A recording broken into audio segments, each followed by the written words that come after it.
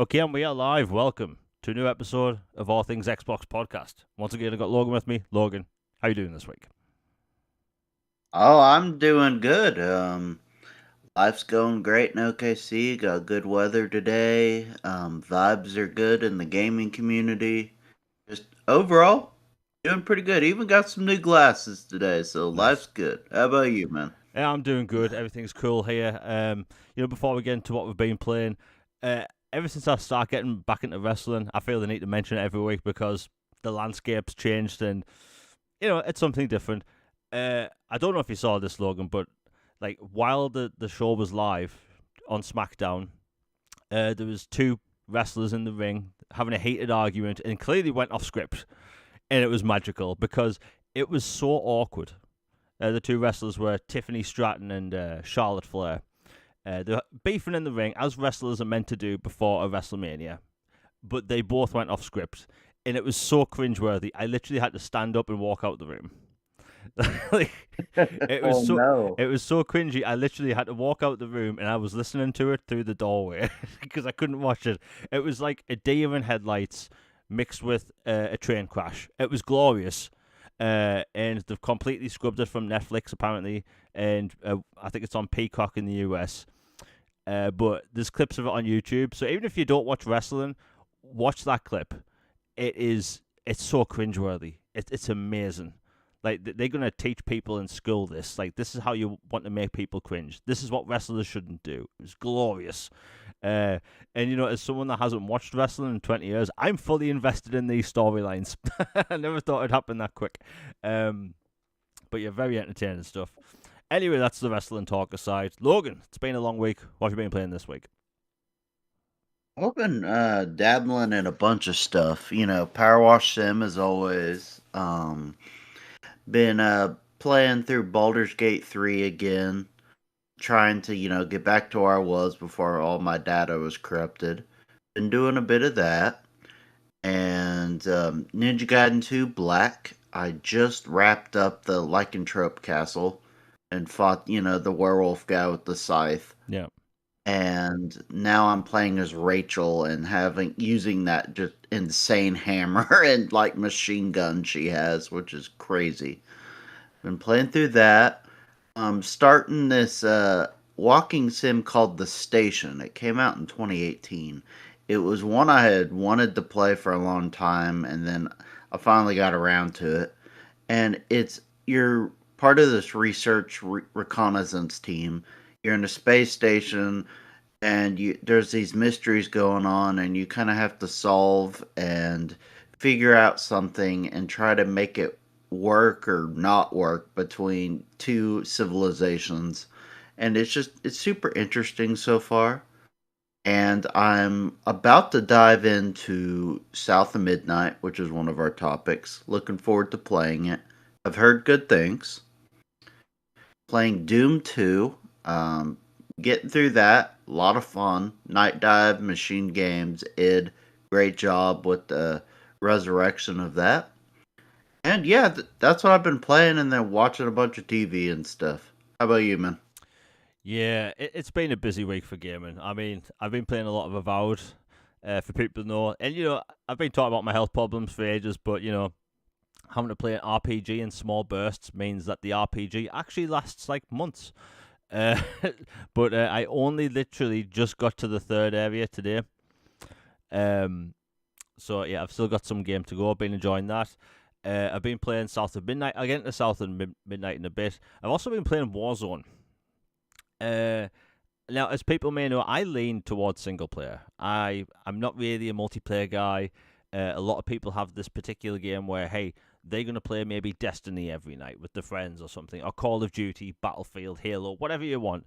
I've never really had that game for a very long time, ever since Black Ops 1. So, like, trying to get back into Call of Duty and just the way people aim, like, the gameplay is a lot faster now. Like they introduced sliding mechanics and faster sprint back when I wasn't playing. So like I'm having to catch up to basically 12 plus years of Call of Duty players. So this has been a long road. Yeah, I'm basically playing. I want to say 2 hours of Call of Duty a week. So as you can imagine, it's taken a while to get remotely good again. Back in the day, my KD ratio used to be ridiculous. It was like 2.5 or something. And now I don't even look at those stats. Like abysmal, right? But I'm trying. But anyway, so Warzone came out when the first lockdown happened. And a lot of people got into Warzone because of that. And I played one match and I wasn't even paying attention. I was like, what? You have to run around collecting money and you can spawn back in. There's a gulag. I don't understand what's going on. So I never played it again until this new map dropped, Verdansk. And apparently this is the first map that launched back in 2020 when the pandemic happened. But it's, all jazzed up, new graphics, all that stuff. Anyway, getting back into Call of Duty and never been able to get a Warzone win, but I've tried.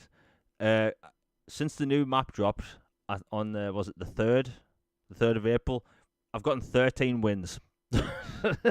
So like getting way better. It's very enjoyable, it's a lot slower paced than regular Call of Duty. It's a lot more tactical, and I think that's why I enjoy it, because regular multiplayer, you have people running around like, chipmunks on acid, like sliding all over the place, whereas Warzone, it's slow paced. People be more methodical with the aiming and tactics and stuff. You can spot a sniper from miles away because you see the glint in the scope, kind of like Battlefield, and I really like that. But I'm really enjoying Warzone to the point now where I'm like, I'm playing this single player game, but one of my friends may want to hop on and play Warzone, and I haven't had that experience since 2011. So it feels good to get back into a multiplayer again, because it's been too long. That being said, I'm still terrible. Like, if I can find any footage of my aiming back when I got back into Call of Duty about a year and a half ago, I'll post it online, because it is terrible. Like, if you aiming at characters in a single player first person shooter, it's very predictable. AI always run in straight lines, always, unless you play in Halo. The elites dodge all over the place, but with everything else, enemies just run in straight lines, so it's easy to predict where they're going.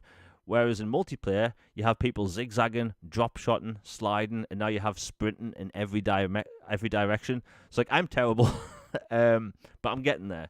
And it's just nice to enjoy Call of Duty for a change, because I haven't enjoyed Call of Duty, again, since 2011. So that's really nice. Let's get into South of Midnight, because, let me tell you, by the way, I won't mention any spoilers.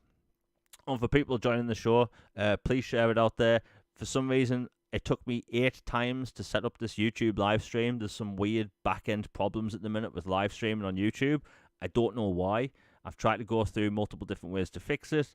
So if you enjoy the show, share it out. It looks like maybe YouTube isn't notifying people, because, that happens sometimes.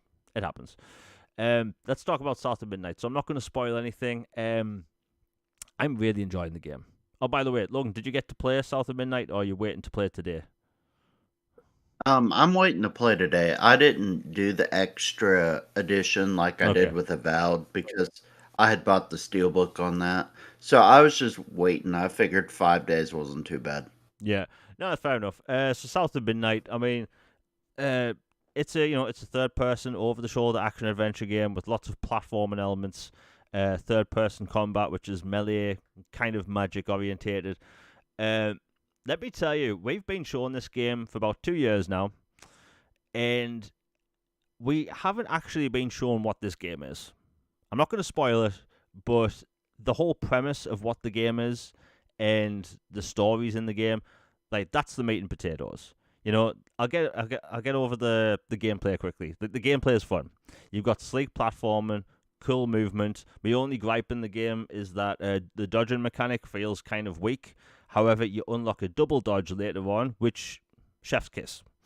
But the whole premise of this game is played out through singular stories in chapters, and the way they tell these stories, using different folk music, which you see in the trailers or hear in the trailers, that is the whole premise of the game. So what they're telling with this, deep South storyline and area and stuff and all that, like, it just works. Now, I have seen people go back and forth, like whether the game's masterpiece or not. I think the scores on video games, and Paris Lilly mentioned this earlier today on Boom Show, and I agree with them. Like the whole premise of review scores has gotten out of hand. People look at a number. If you go to a review on IGN, they have this whole article, and right at the bottom there's a number. People skip the article and just look at this number. And people have demonized the 7 out of 10 game. I'm not saying this is a 7 out of 10, I'm just using this as an example. But we're in an age where a 10 is a masterpiece, a 9 is great, an 8 is good, and a 7 is meh. Right? So like I hate the fact that numbered video game reviews have kind of done this. Now when it comes to this game, I've only just finished chapter 5, and so far I'm loving the game. Again, I'm someone that plays massive open world RPGs a lot. So like games that take maybe 50, 60, 70, 80, 100 plus hours. This game being a 14-hour long game, 12-hour long game, it's so satisfying and gratifying because I'm playing the game for an hour and I finish a chapter. I'm getting collectibles, I'm doing side content, and I feel like I'm moving through the game at a decent pace. And I miss that. The problem with all these big open world games is that they take way too long to go through. Like, I recently finished Death Stranding. I bloody loved that game. That was 42 hours long for me. And I might end up putting another 40 in that just for side quests. So, like, it's very nice to have a shorter game. It is a AA game, but again, I don't think the term AA is a bad thing. I think AA games are actually more interesting than AAA. We've talked about this many times on the podcast, Logan. Like, AA games offer something different. They actually try something different with risks. This has a different art style. They could have went the whole, Unreal Engine 5 photorealistic thing, right? They could have totally have done that, but they didn't. They went with an art style that's kind of unique. It just sits the tone. It suits the tone of the world so good. And I hope we see more games take advantage of unique art styles. And funny enough, South of Midnight today came out. I think it launched 5 p.m. UK time. But something else got announced today, and it has the exact same art style, and that's the new Predator animated movie. It literally uses the same art style, which I think is pretty cool. If people haven't checked that out, new animated Predator movie comes out in June. It's going to be glorious. But yeah, this game, it's tons of fun. The combat, I think, could be more refined. I think everything I have against the game so far could actually be fixed in a patch. Some enemies don't telegraph their moves too well. I wish there was more enemy types. But again, I'm only 5 chapters in. But so far, I'm really enjoying the game. And it is nice to have a third-person single-player game that isn't like 40 hours long. I'm enjoying Avowed, but I know for a fact I'm going to put maybe like 100 hours into it when I'm done. But yeah, it's just nice to have a shorter game. It really is. Logan, have you got anything to say on South of Midnight, or do you want to know anything about South of Midnight before we change topic? Oh, I'm looking forward to playing it. Like the Tim Burton kind of aesthetic of it is really cool. Like it almost has a little bit of like Nightmare Before Christmas kind of vibes, a little bit mixed with folklore. And being from the South, I'm really interested in all that. And like I've heard it tackle some pretty hefty topics. Oh, not yeah. getting into spoilers, Yeah. but and like how the bosses represent certain things, and it sounds really cool. And you know, at the end of the day, I appreciate that Compulsion has created this art because gaming is art. Whether some people find that goofy or not, at the end of the day, it is an art form of some kind.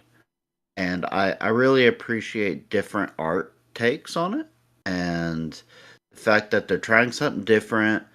They had a vision, they fully researched it, they crafted it respectfully and with love. You can tell they put a lot of time and effort into this. So I can't wait to dive in and play it. I'm looking forward to it. It'll be different than stuff I've played recently. So yeah, I'm looking forward to it. And then as far as reviews and stuff, like to tie in with that, Yeah.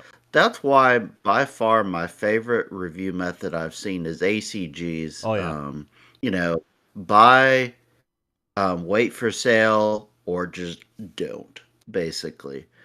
And like I just feel like that's a perfect scoring for me because it's not like a, well, this is a masterpiece and then this is really good or this is meh or this is just terrible. It's just like, it takes the eye of the beholder, but it doesn't try to marginally differentiate, okay, what's a masterpiece versus what's great, or what's great versus good, or good and it's all right. And so it just makes it like, yeah, I'd recommend you play this. I really enjoyed it. Or, I liked it, but there were a few things that I had some questions about or some hesitations on. So I'd wait for a lower price. Or, dude, just do not go. Do not pass go. Do not collect $200. Just get away from this game. So that remains my favorite method by far. yeah. I've got to. We've talked about this before. ACG reviews the way to go. The numbering thing, it's getting a bit tiring, to be honest. A game comes out on a Tuesday and people are just throwing around random numbers on a Wednesday saying, "Oh, look, this game's mid." It's tiring. like like we've had enough. But yeah, that's South of Midnight. We'll talk about it more next week. I'll finish it by then. But again, it is very nice to go through a game at a brisk pace because I love video games. I love long video games. But my god, it just feels like every game is a long game. Like hell, I play a lot of Flight Simulator. That obviously doesn't have an ending. Um, but like, I'm probably going to put like 1,000 hours into that when it's done. But yeah, it's very nice. Highly recommend it. And again, it does have some like very serious like story arcs in this, which I didn't expect because the trailers make you think, oh, this is like a cool like deep south thing about voodoo and all this stuff. It's like no, there's some serious topics in this, which I think will surprise a lot of people. And the music is incredible, by the way. Anyway, we'll move on. Before we get into all the big topics, we have a ton of cool small ones, which we really need to talk about. So, Battlefield, let's get this out of the way. Battlefield has had a bunch of leaks ever since they basically announced the new thing. Well, I think a lot of the new leaks are actually going to surprise people and actually be some things people want. So, the past few Battlefield games haven't actually had a campaign, which has been disappointing to me. Some of the past Battlefield games have had next to no support. Their Battlefield mode, their Battle Royale mode for Battlefield 5 was only supported for, I think, 6 months or a year. It wasn't supported for that long. Well, it looks like the new game, which will fully be revealed this year, is going to feature heavy destruction, almost like Bad Company 2. It's going to feature a campaign, a proper one this time, thank God. Regular PvP multiplayer such as Conquest and Rush. There's going to be some smaller battle royale modes. There's going to be a battle royale mode that's basically going to copy Warzone. Hey, that's good in my opinion, right? I'm clearly enjoying Warzone at the minute. And it's going to have some sort of create a portal type mode, much like what Battlefield 2042 had. Now, this game so far, I don't want to jinx it, but this is sounding like the Battlefield game people have been wanting for years. Let's hope they don't mess this up.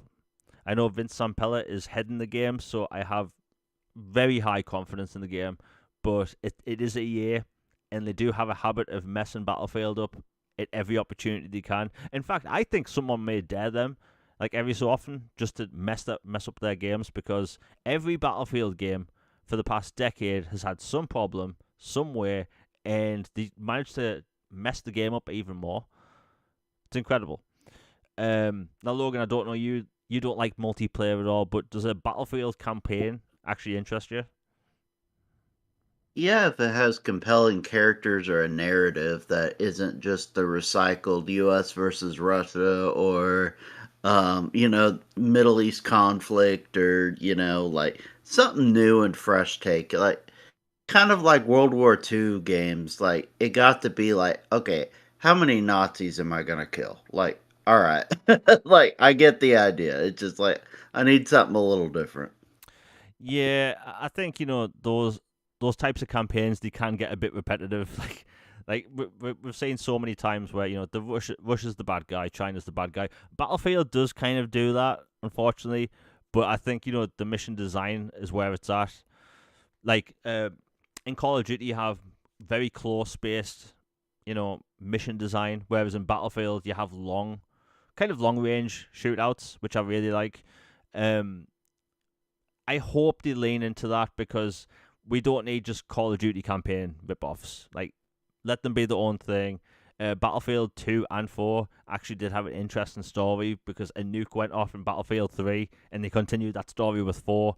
Super interesting stuff. And especially with everything going on in the world right now, maybe they lean into that. At least I hope they do.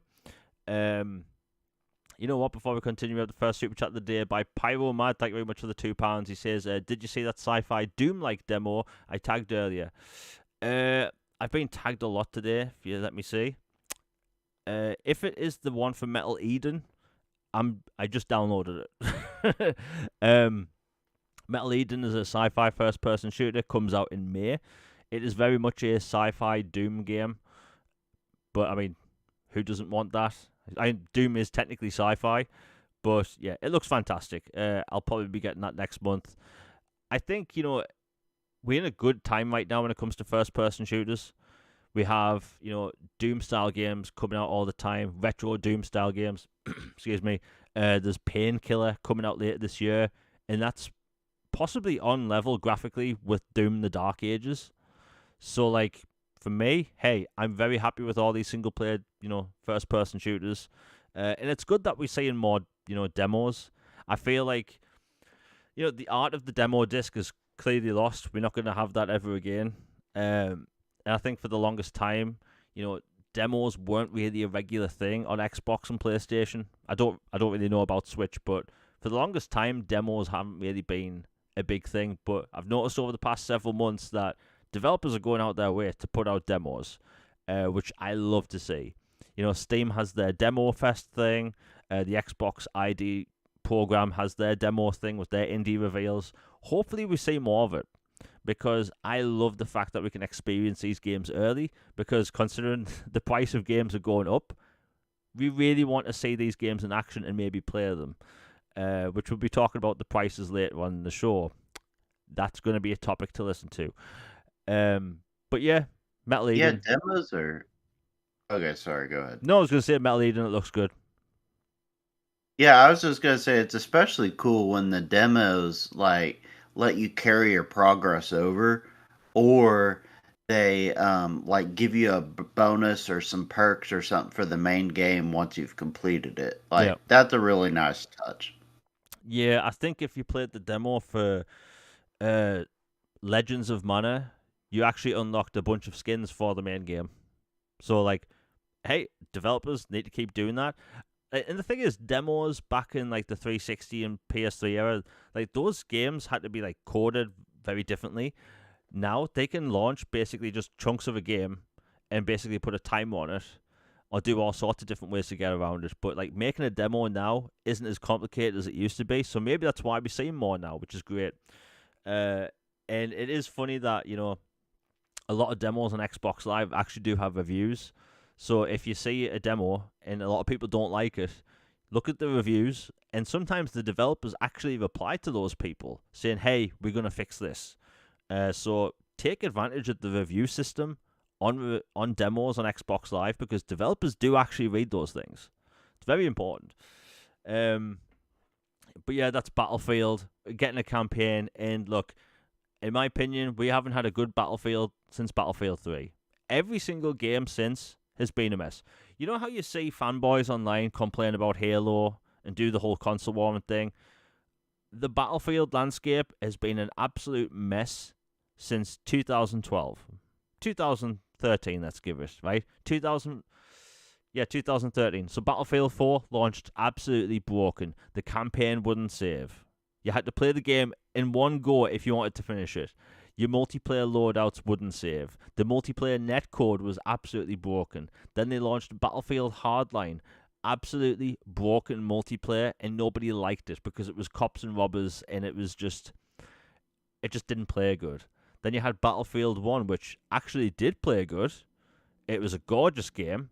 And then maybe like a month after release, it became Sniper Alley. Every single player in that game was just using sniper rifles. So it wasn't fun anymore. It was just long range combat. And they ditched the whole story campaign. They start doing war stories, which is the laziest form of storytelling, in my opinion. That basically take multiplayer maps and turn them into mini stories. Lazy game design. They did the same with Battlefield 5 and Battlefield 2042. They were like, hey, this is going to be the Battlefield people have been wanting for years. 120 players. And do you know what happened? We have these big bloated maps with nothing to do. Vehicles didn't have collision with buildings, meaning that you could pilot a jet and use the buildings to bounce off of. So if you were to get around like really quickly, you could bounce off a building to face the other direction. It was stupid. Lazy game design. And I don't like calling game design lazy or developers lazy, but if you played any Battlefield game in the past decade, it feels lazy. It feels cheap. In fact, Battlefield 2042 didn't have a scoreboard. Right? They didn't have a scoreboard in a multiplayer game where that's the whole bloody point. And the developers had the nerve to say that, oh, we're trying something different. It's not about kills. Like, it was all over the place. But hey, it's Vince Zampella. He bloody knows what he's doing. And he made Titanfall. And I will glaze that game all day. Anyway, we'll move on. Now, we have some really interesting leaks when it comes to Assassin's Creed, and I think Logan might like this. So, Assassin's Creed 1 is apparently getting a full-on remake, and they are just doing graphical enhancements because there's many different kinds of remakes, and I feel like the whole term remake and remaster get interchanged so much that people don't know which is which anymore, which is kind of sad at the end of the day because there's clear distinctions. So, like, you have Metal Gear Solid 5 remake. That is a one-to-one remake, but it's got better graphics, enhanced gameplay, better quality of life features. But then you have something on the other end of the spectrum, which is like the Resident Evil 2 remake, where it takes the base plot point of the game and premise, but makes it new. Same with Final Fantasy 7 remake, which we'll also be talking about in a bit. That's a different kind of remake. From what I'm getting from this Assassin's Creed remake, they're actually going to be kind of in the middle, right? It's going to have the same main storyline of Assassin's Creed 1 from 2007, but enhanced gameplay, obviously enhanced graphics, and like the gameplay is key. Because as much as I love Assassin's Creed, that first Assassin's Creed game has the most dated gameplay in the entire franchise. You could only assassinate targets if you're standing right next to them. That was the only way, right? You couldn't jump off walls. You couldn't attack a player from like, a target from like a hay bale or a bench or a wall or around corners. You couldn't crouch. So it looks like they're going in and they're going to put in all these new gameplay systems and also optional targets for side content. So to me, it looks like they're going to put in all the best elements from Assassin's Creed Mirage and Shadows into Assassin's Creed 1 Remake. That is bloody chef's kiss. So to me, it sounds like it's going to be the remake I've been wanting for years. Because, look, I think that first game is fantastic, but it is bloated. It is plagued with long travel. Like, fast travel in that game barely exists. You spend sometimes upwards of an hour traveling from one city to the next, fighting bad guys. The combat's slow and repetitive. It also looks like they're going to put bow and arrow mechanics in the game as well, so there's going to be added weapons. Honestly, and I'm not saying this lightly, this could be the perfect Assassin's Creed remake. I'm aware I'm glazing the game and I'm fanboying a bit, but look, I love Assassin's Creed as a franchise, and those first games, like, I loved the premise better. I like the older stories more. Templars versus Assassins, like, I love that. I absolutely love that. So to me, this sounds perfect. Now, this game's a while off. This is maybe next year, maybe 2027. We are going to get an Assassin's Creed 4 remake before then. In fact, it might actually be showing off in 2 months' time. But all in all, we're getting a remake of Assassin's Creed, and it could be the thing people have been wanting for years. So to me, I'm happy. Logan, what do you think? Because that first game was very limited in its gameplay design, but it's revered for its its technical stuff back then with the crowds and the story. But and also it pushed the 360 back in that time because the seventh gen was still kind of new, and this was doing all sorts of new things. But anyway, what have you got to say on this? Because again, a full-on remake with new gameplay, it could be incredible. Yeah, the first Assassin's Creed is personally one of my favorite 360 era games. Like I love that game. I remember the first time I played it, I was at a friend's house. And I went over. He's like, "Dude, I got this new game. You gotta check it out. It's called Assassin's Creed." And then, I was playing it. I'm like, "Dude, this is so cool." And it's like, you're Altair. It's in the Crusades. You're, sitting on benches, hiding in hay barrels, jumping off, towers, and like climbing everything, parkour. And then the whole like the assassins are actually the good guys versus the Templars, and then somehow tying it to modern day with Mason and him being a prisoner. It's like it felt like the story back then was like so big but also grounded at the same time. And I love the gameplay, but it did get repetitive. It's like there are only so many ways I can sit on a bench or try to hide with this group of nuns going through a certain area or Yeah. whatever. But I'm looking forward to a remake. That sounds awesome. Yeah, I mean, one of the first things they showed off, and this was almost 20 years ago, people. When Assassin's Creed was first showing off, they were showing off the crowd tech, but this was a pre-rendered video where Altair actually had a crossbow, and they actually removed the crossbow before the release because it wasn't really authentic to the time period. Hopefully, they put that back That in. makes sense. Yeah, it makes sense, but I bloody loved that trailer. you know, I think that was a really cool time for like video game trailers. Um, but I'm excited. I think this is going to be a multi-million seller out of the gate. Hopefully they bring back the same voice actors, but like that first game, like it's very much it's aged a lot, right? And if you have an Xbox, you can play it right now. It's 60 frames per second, 4K, HDR, quick resume, all the bells and whistles. But this is going to be the perfect remake. You know, I think the Assassin's Creed fandom. Did they? Yeah, Oh, what we go saying? ahead. Sorry. No, no, it's alright. I was gonna say, like in the UK for the advertising on that, did they include like famous athletes and stuff like cosplaying in Assassin's Creed universe and stuff for y'all like they did over here? Because I remember Adrian Peterson was like wearing a black hoodie and like cosplaying as that when he was with the Vikings, and then like there were several other people. It's like embrace your inner assassin or whatever. It's like they were cosplaying with like black hoodies and like the daggers and stuff. It was really fun. I think they may have had something like that, but I think Assassin's Creed in the UK is marketed way differently. Like the Ubisoft has a very good presence when it comes to selling their games. Like Far Cry 3, for instance, that didn't have any market in the UK, but it was number one because of word of mouth. People were talking about Far Cry 3 out of the gate because it's open world, the bow and arrow mechanic.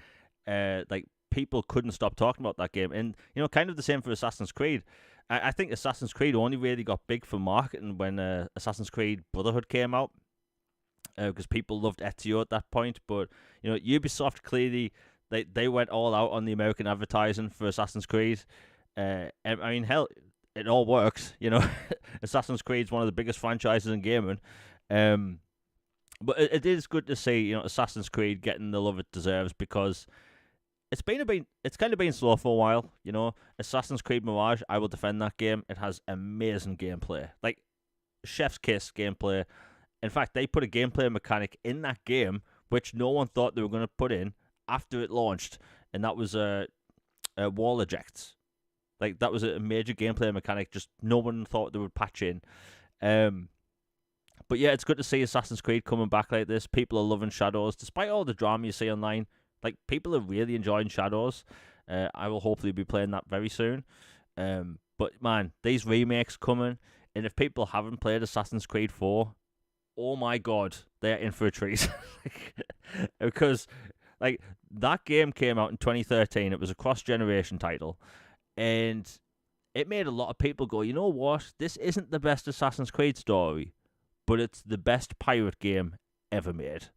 Like traveling Yes. the high seas, like going through battles and that, and swinging to someone else's ship, and then taking them down, and maybe stealing their ship for your, armada. It was incredible stuff. And for people that don't know, you can still download and buy the 360 version on Xbox right now. So if you want to play both versions, there's not much difference, I have to admit.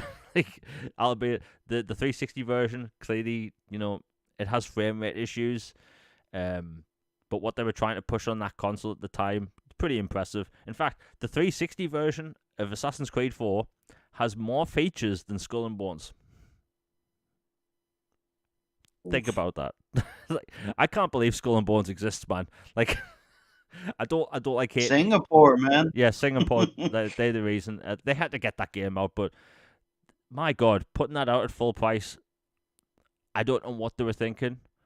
But hey, look, Assassin's Creed, Ubisoft, they get hated on all the time. I want them to get wins. They need big wins, and who knows? Maybe like 5 years from now, we'll all be laughing at this. Obviously Tencent and Ubisoft, they're having some issues now because stockholders are having problems with the Tencent deal in general. We'll talk about that more next week because, again, it's still not all public. But it will be news that needs to be made public when it happens. So that's good. Now, this isn't a topic I had wrote down because I completely forgot about it. And that's Zenless Zone Zero. Try and saying that loud, really quick, really fast. That is finally coming to Xbox. For people that don't know, it's a third-person gacha game. It's made by the developers of Genshin Impact. So basically, this is Mecha waifus. Yeah, mecha waifus, mecha waifu collector, and people have been wanting this to come to Xbox, but it looks like it's coming soon. There's going to be a gameplay reveal and an announcement on the 11th of this month. But it's good that these games are coming over. The only reason I haven't played Genshin Impact yet is that it's 100 gigabytes. I need to clear That's up. only a Call of Duty map. It's not. Yeah, I honestly, I could rant all day about the size of game files. Like, why are these games this size? Compress your bloody games. But hey, this is coming. I mean, I never expected to see this, but if you go to the Zenless Zone Zero announcement for Xbox, just look at the replies. Thousands of people, super happy. And, I'm not really in the gacha, waifu, VTuber community. Shocker. Maybe one day. I mean, you never know. I mean, the game looks good. It's sci-fi, so that's already good. But yeah, for people that have been wanting this game, it's coming soon. And this is good, man, because, for the longest time, for like 5 years, people were like, we need Genshin Impact on Xbox. And a lot of people, myself included, thought it would never happen. And it did. So, like, if people are clearly supporting these games. Up until, like, a month ago, Genshin Impact was one of the most played free-to-play games on Xbox Live. So, people clearly like it. They're clearly making a lot of money from it. Otherwise, they wouldn't bring Zenless Zone Zero. By the way, I'm just going to call it ZZZ because saying that's a mouthful. It's good that it's coming. And, if people support this, we'll just continue to get future games. And, if people get into these games for the first time, hey, you'll see all the drama online. Because let me tell you, there is so much drama in the VTuber / gacha community. Oh my God. So if you like drama, just open up Twitter and search Genshin Impact. You'll be entertained for hours. But yeah, I'll play that. I mean, it is sci-fi. Why not? Let's see what we've got. Okay, we'll talk about this quickly. Marathon by Bungie. Now, this game was announced, I want to say 3 years ago. And this is a first-person shooter extraction game. And, we've heard rumors over the past year or so that it might be having issues behind the scenes. Now, I don't know if they've had issues at all. But the extraction market is a weird one because we don't have any extraction games on console that really do well. You know, they exist, but they've never popped off. The extraction genre is incredibly niche, and I'll put this out there. I want this to be a huge success. You know, this is also coming to Xbox, even though it's a PlayStation first party game. But I want this to succeed. I've been craving a military FPS extraction game on console, and they just don't exist. Nobody's making them. It's a very tricky market to get into, and you know, I've been hoping for Escape from Tarkov to come to console. It will never happen. So, like, this has got all eyes on for me. You know, as far as we know so far, apparently it's a team-based extraction game. I think that there alone may cost them some people because, like, the whole point of an extraction game is the intensity of you alone trying to scavenge for materials, weapons, and stuff. Because, like, in those games, like, you use what you find. You know, some people build up arsenals because they go in sneaking and try and find weapons off corpses and stuff, and they go back to their hideout, so they'll have, like, you know, armories of weapons and stuff. But, like, if you take, like, let's say a shotgun and some armor plates out into the field, and then you get killed out there, you drop your weapon, you drop your armor, someone else picks it up, and it's gone for good. And that's the whole risk reward factor of an extraction game. You're given little missions, collect stuff on the way with loot, and go back to your hideout, accomplish the mission. And, you know, there's 2 games on Xbox and on PlayStation right now. They're both third person. They're pretty bad, in my opinion. But this is going to be the big one on console. Now, it's Bungie. I'm sure it's going to play well because they know how to make first-person shooters. It has an interesting sci-fi design. I've seen a lot of people mock their design for a Marathon. I actually like it. It's something different. It's bold. It's bright. And it could be really big. Now, it is disappointing that you can't play it single player. Because I've been... like, if I was given the option to buy Escape from Tarkov for console, the single player mode, I'd be playing that right now. I probably wouldn't leave the house for a month. But it looks like this is going to be a big deal. There's gameplay going to be shown off soon, and it's already got an Xbox store page. So it might actually be shadow dropped with its gameplay trailer this week. So even though this is a multiplayer-centric game, allegedly, what are your thoughts, Logan? Because, like, we've talked about extraction games before. I know you don't like multiplayer stuff, but what's your overall take on Marathon's situation? Well, for Bungie's sake, I hope it does well because they've to say they've had a rough few years is an understatement, and they're under a lot of pressure to get it right, especially after the Concord fiasco, with Sony and them purging most of their live service initiatives going forward, except for a few. So there's just a ton of stuff. All eyes on this. Obviously, Bungie has pedigree. They made Halo for crying out loud. They made Marathon originally. They've done Destiny. Like, when they're on, they're very, very good. I just kind of like BioWare. I wonder if they kind of just got a little too consumed with their quote unquote Bungie magic, just like BioWare with the BioWare magic, to where they kind of just thought, we can do no wrong, we're who we are, and we'll just figure it out. Like, I hope they do it right, but I kind of just have a hunch it's going to be a DOA game. But, we shall see. It's a very competitive market. It's not one I'm personally interested in at all, but I will be keeping an eye on it. Yeah, I mean, if this is an extraction game that actually offers a single player mode, I think it has a huge chance of being pretty popular. Its price is going to be very crucial because, as far as I know, Tarkov is the only game, and that's on PC, that you do have to pay for. You know, every other one I've played is free to play. So, like, if this is a premium game, if it's a premium game and they offer single player, I think that'll be fine. But if it's premium and it's multiplayer only, I don't know what they're going to do, because the thing about an extraction game is that You know, for people that aren't really familiar, you basically have a mission board of things that you need to collect out in the wild. Maybe you need to collect, I don't know, a CPU from a PC. So you'd actually sneak into an office block, look for a PC for a CPU, that type of thing. But along the way, you'd find caches with weapons in, and that's how you get weapons in the game to take back to your base. Now, you could go all in, guns blazing, with like assault rifles, military vests, all this stuff, and make sure that you, armed to the teeth, you are bloody Rambo. But if someone catches you from behind and you get shot in the head, you lose all your gear, right? Or do you just go in with a handgun and that's it, right? So risk reward factor when you do these missions. If it's free to play, the monetization system could be pay to win, especially with it being team based.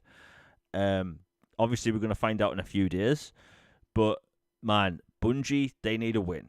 Destiny 2, it's had its issues in the past, and I think another reason like Destiny 2 has had problems is that the way people consume those types of games, they want content all the time, new content, more content, because people can't just play other games. We need new expansions every single month. Maybe that's just me, but yeah, I think Marathon, they need to be very careful with it. Again, I like the style; it's unique. Again, single player mode, they need to be careful with pricing, and they need to launch it right, because Concord situation, like that game was around for 2 weeks, 1 or 2 weeks, and it was a disaster. Studio shut down, and it would be sad to see Bungie shut down, because again, they have other games in development. There's a Destiny spin-off in the works, and I would honestly like to see what they can come out with in the future with the Destiny 3, because I jumped ship from Destiny back in the first game. This whole appointment gaming is what I call it. It's not for me, but if they can offer a really cool single-player experience, I'm there day one. So it is free to play. Now, even there, it has a wide chance of succeeding, but it just depends on the monetary plan, because again, is it pay to win? We don't know. But then there's also been free to play games in the past that have actually had good monetary systems. So we will see. And I say that, but GTA Online 2, whatever they're going to call it, that's going to be full price. But they can get away with that. Anyway, let's change topics. Okay, now this is this is probably going to be one of the biggest rants I've ever had, because a lot of people have been tagging me this, and my blood boils. And that is about Deus Ex. Now, Deus Ex is one of my favorite franchises of all time. Even though I talk about Mass Effect every 40 seconds, let me tell you, Deus Ex Human Revolution is an incredible role-playing game experience. It is the cyberpunk RPG. And, I recommend it all the time. Incredible soundtrack, great world, great storytelling. But it's... The best way I can put it is that it's a franchise that's been treated badly. Square Enix didn't want to fund a full third game. So they split the funding, allegedly. They split the funding of Mankind Divided to try and make 2 games. Mankind Divided didn't do well on Xbox One, PlayStation 4, and PC, and they basically cancelled the third game. And then they were sold off to Embracer, which at the time seemed like a good thing to me. And there's been another Deus Ex game cancelled in the past few years. So the studio, Eidos Montreal, they've been trying to shop Deus Ex, a new game, to different publishers. And all the publishers have basically came back and said the same thing. They don't want to invest in Deus Ex because they think it's niche. Now, I make a habit and a promise of not swearing on this channel. I'm going to try really hard. That is the most, insert word, thing I've ever heard in my entire life, right? Cyberpunk is a subgenre of sci-fi, is popping off right now, right? Cyberpunk 2077 really helped with that. People know what the subgenre is, and it's damn good. But guess what? Nobody makes Cyberpunk games. Nobody. We get one game now and then. It's either an indie game or something else, right? Deus Ex is a franchise that deserves to be around. How the hell can these publishers know that Cyberpunk 2077 exists? And then you have this other franchise sitting there with Eidos Montreal, Deus Ex, and they want to make a new game. How can none of these publishers see that, hey, we'll invest in this new cyberpunk RPG, but they don't see the money? Insert word. It's complete insert word to me. Like, why are they doing this? Like, I'm literally, I'm almost sweating right now. I'm actually getting hot because, like, I'm so angry. Right? This is like, these publishers and executives have no idea what they're doing. They're making all the wrong decisions in gaming. They want to raise the price, which we'll be talking about in a bit.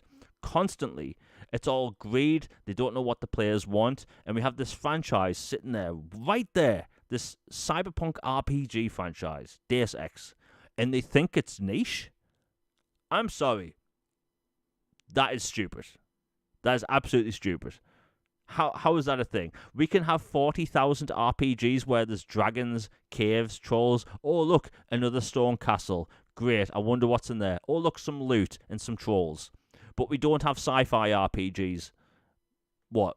We have one maybe every 5 years? Honestly, I'm fed up, right? This game industry is cooked. Outside of the price thing we're talking about in a bit, everything's the same, right? We have 40,000, fantasy games released all the time. We get live service games all the time. Sci-fi is just backed up from, right? Nobody wants to make cyberpunk games. It's one of the most interesting subgenres in sci-fi. Nobody wants to touch it. I mean, space RPGs, space operas, we don't get any of that. And you have this really great franchise where the main actor for Adam Jensen really wants to come back. You have the studio that wants to make this game, and nobody wants to invest. I'm sorry. I'm not actually sorry.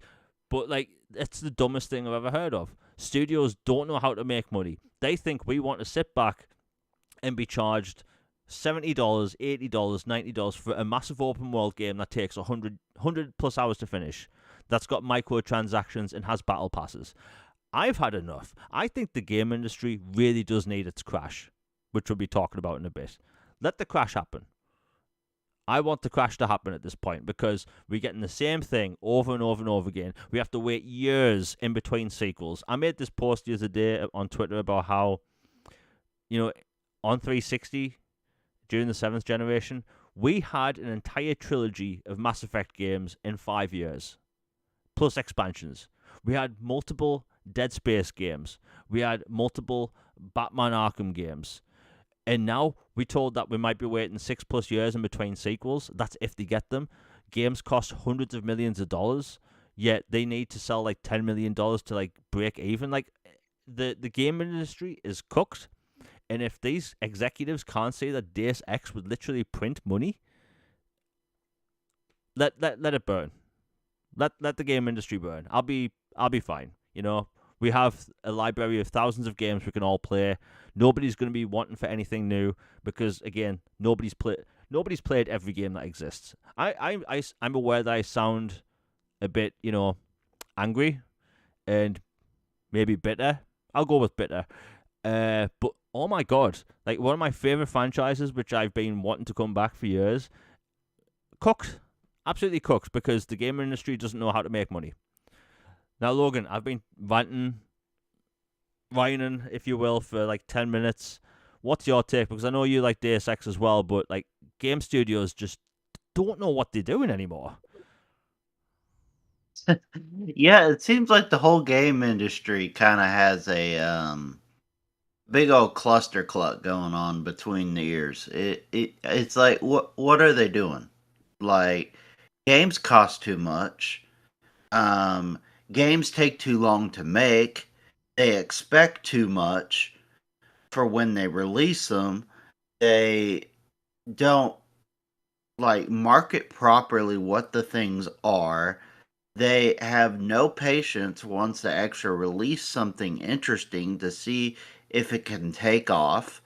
Things are releasing half baked after years of development to where it's like, why did you even release it at this point instead of, pushing it down the line to make sure it was actually good to go?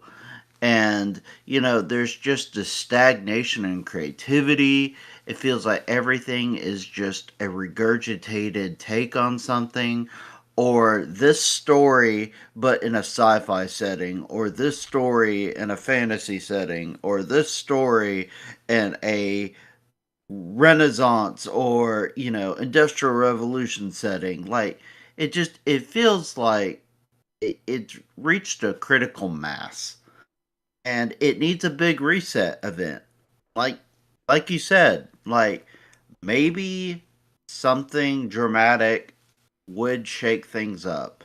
Who knows? But they just need some help to figure some things out because it is clearly not sustainable.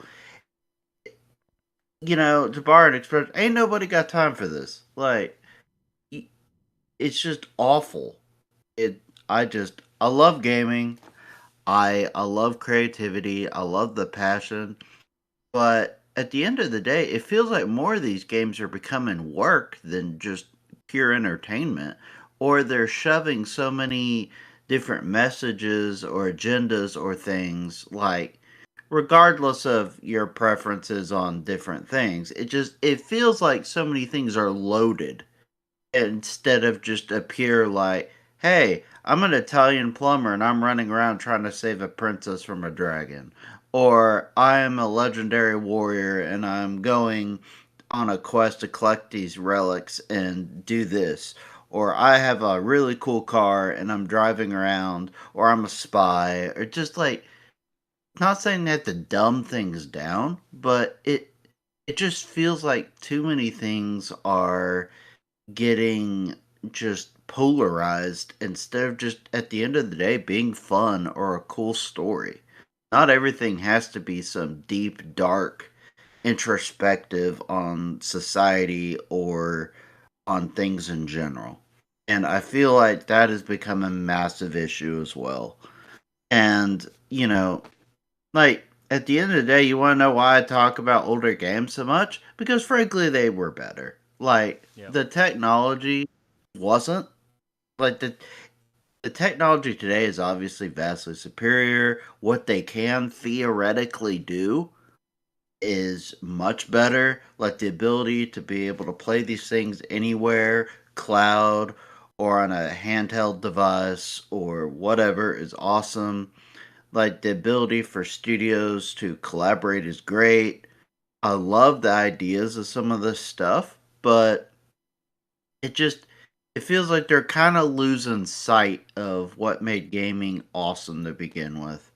And this is why I love people like Night Dive and,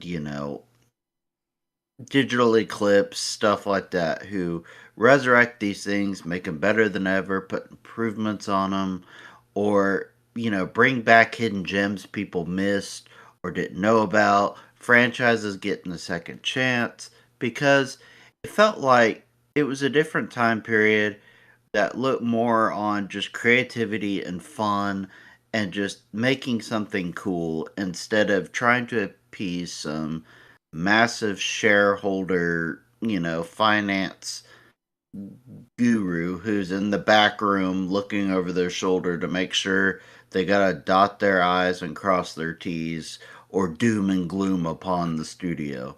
It feels like they've lost the plot. Yeah. I mean, you know, like Deus Ex Human Revolution, it's one of my favorite games of all time. For people that haven't played it, my God, you will love it. Like it is such a cool game. With one of the coolest protagonists. Protagonists. I can't speak today for some reason. Uh, it's such a great franchise, and if you go back like 5 years ago when Cyberpunk 2077 released, that game became a joke. It was so buggy. The reputation of the studio, everything was tanked for it. But look at it now. Look at Cyberpunk 2077 now. Everyone's universally positive when it comes to that game, right? Like in CD Projekt Red, they earned that, right? They put their heads down. They worked hard, worked out all the bugs, put out a free upgrade, fixed the game, and they've went far and beyond, because they gave it like new features. People loved the new expansion. They went with Cyberpunk 2.0, which basically changed how the game plays. And like you have that game there, and it's like it introduced a lot of people to the cyberpunk subgenre of sci-fi. And it blows my mind that publishers would not look at Deus Ex and think, you know what, we want this. It wouldn't need to be a massive open world. They could just do the hub world thing, what they did with the past two. But like, when I say that the game industry needs to mix it up a bit, like these games cost them way too much, which is probably why they didn't want to invest in it to begin with, because albeit a modern Deus Ex would be very expensive. But man, like I hate the state of the AAA game space right now, because it's all the same. It's all the same. For people that follow me on Twitter, I've been talking about Mind's Eye a lot. This is a big new open world cyberpunk third person open world GTA-ish game. That is essentially a high tier AA game. But guess what? That game interests me more than 90% of the AAA games coming this year. And it's one of the reasons why I talk about AA games so much. That kind of occurred to me recently that AA games remind me of the 360 era, because 100%. they are basically all fun. There's next to no bugs. Like, remember in the 7th generation where games come out all the time, not broken? Like, you'd have the occasional game that would have issues, but it wasn't every week. It wasn't even every month. And, the creativity was so better. We had licensed games that generation that were just genuinely fun, and that's what I got from Rogue City, 2 years ago. AA game, fantastic game.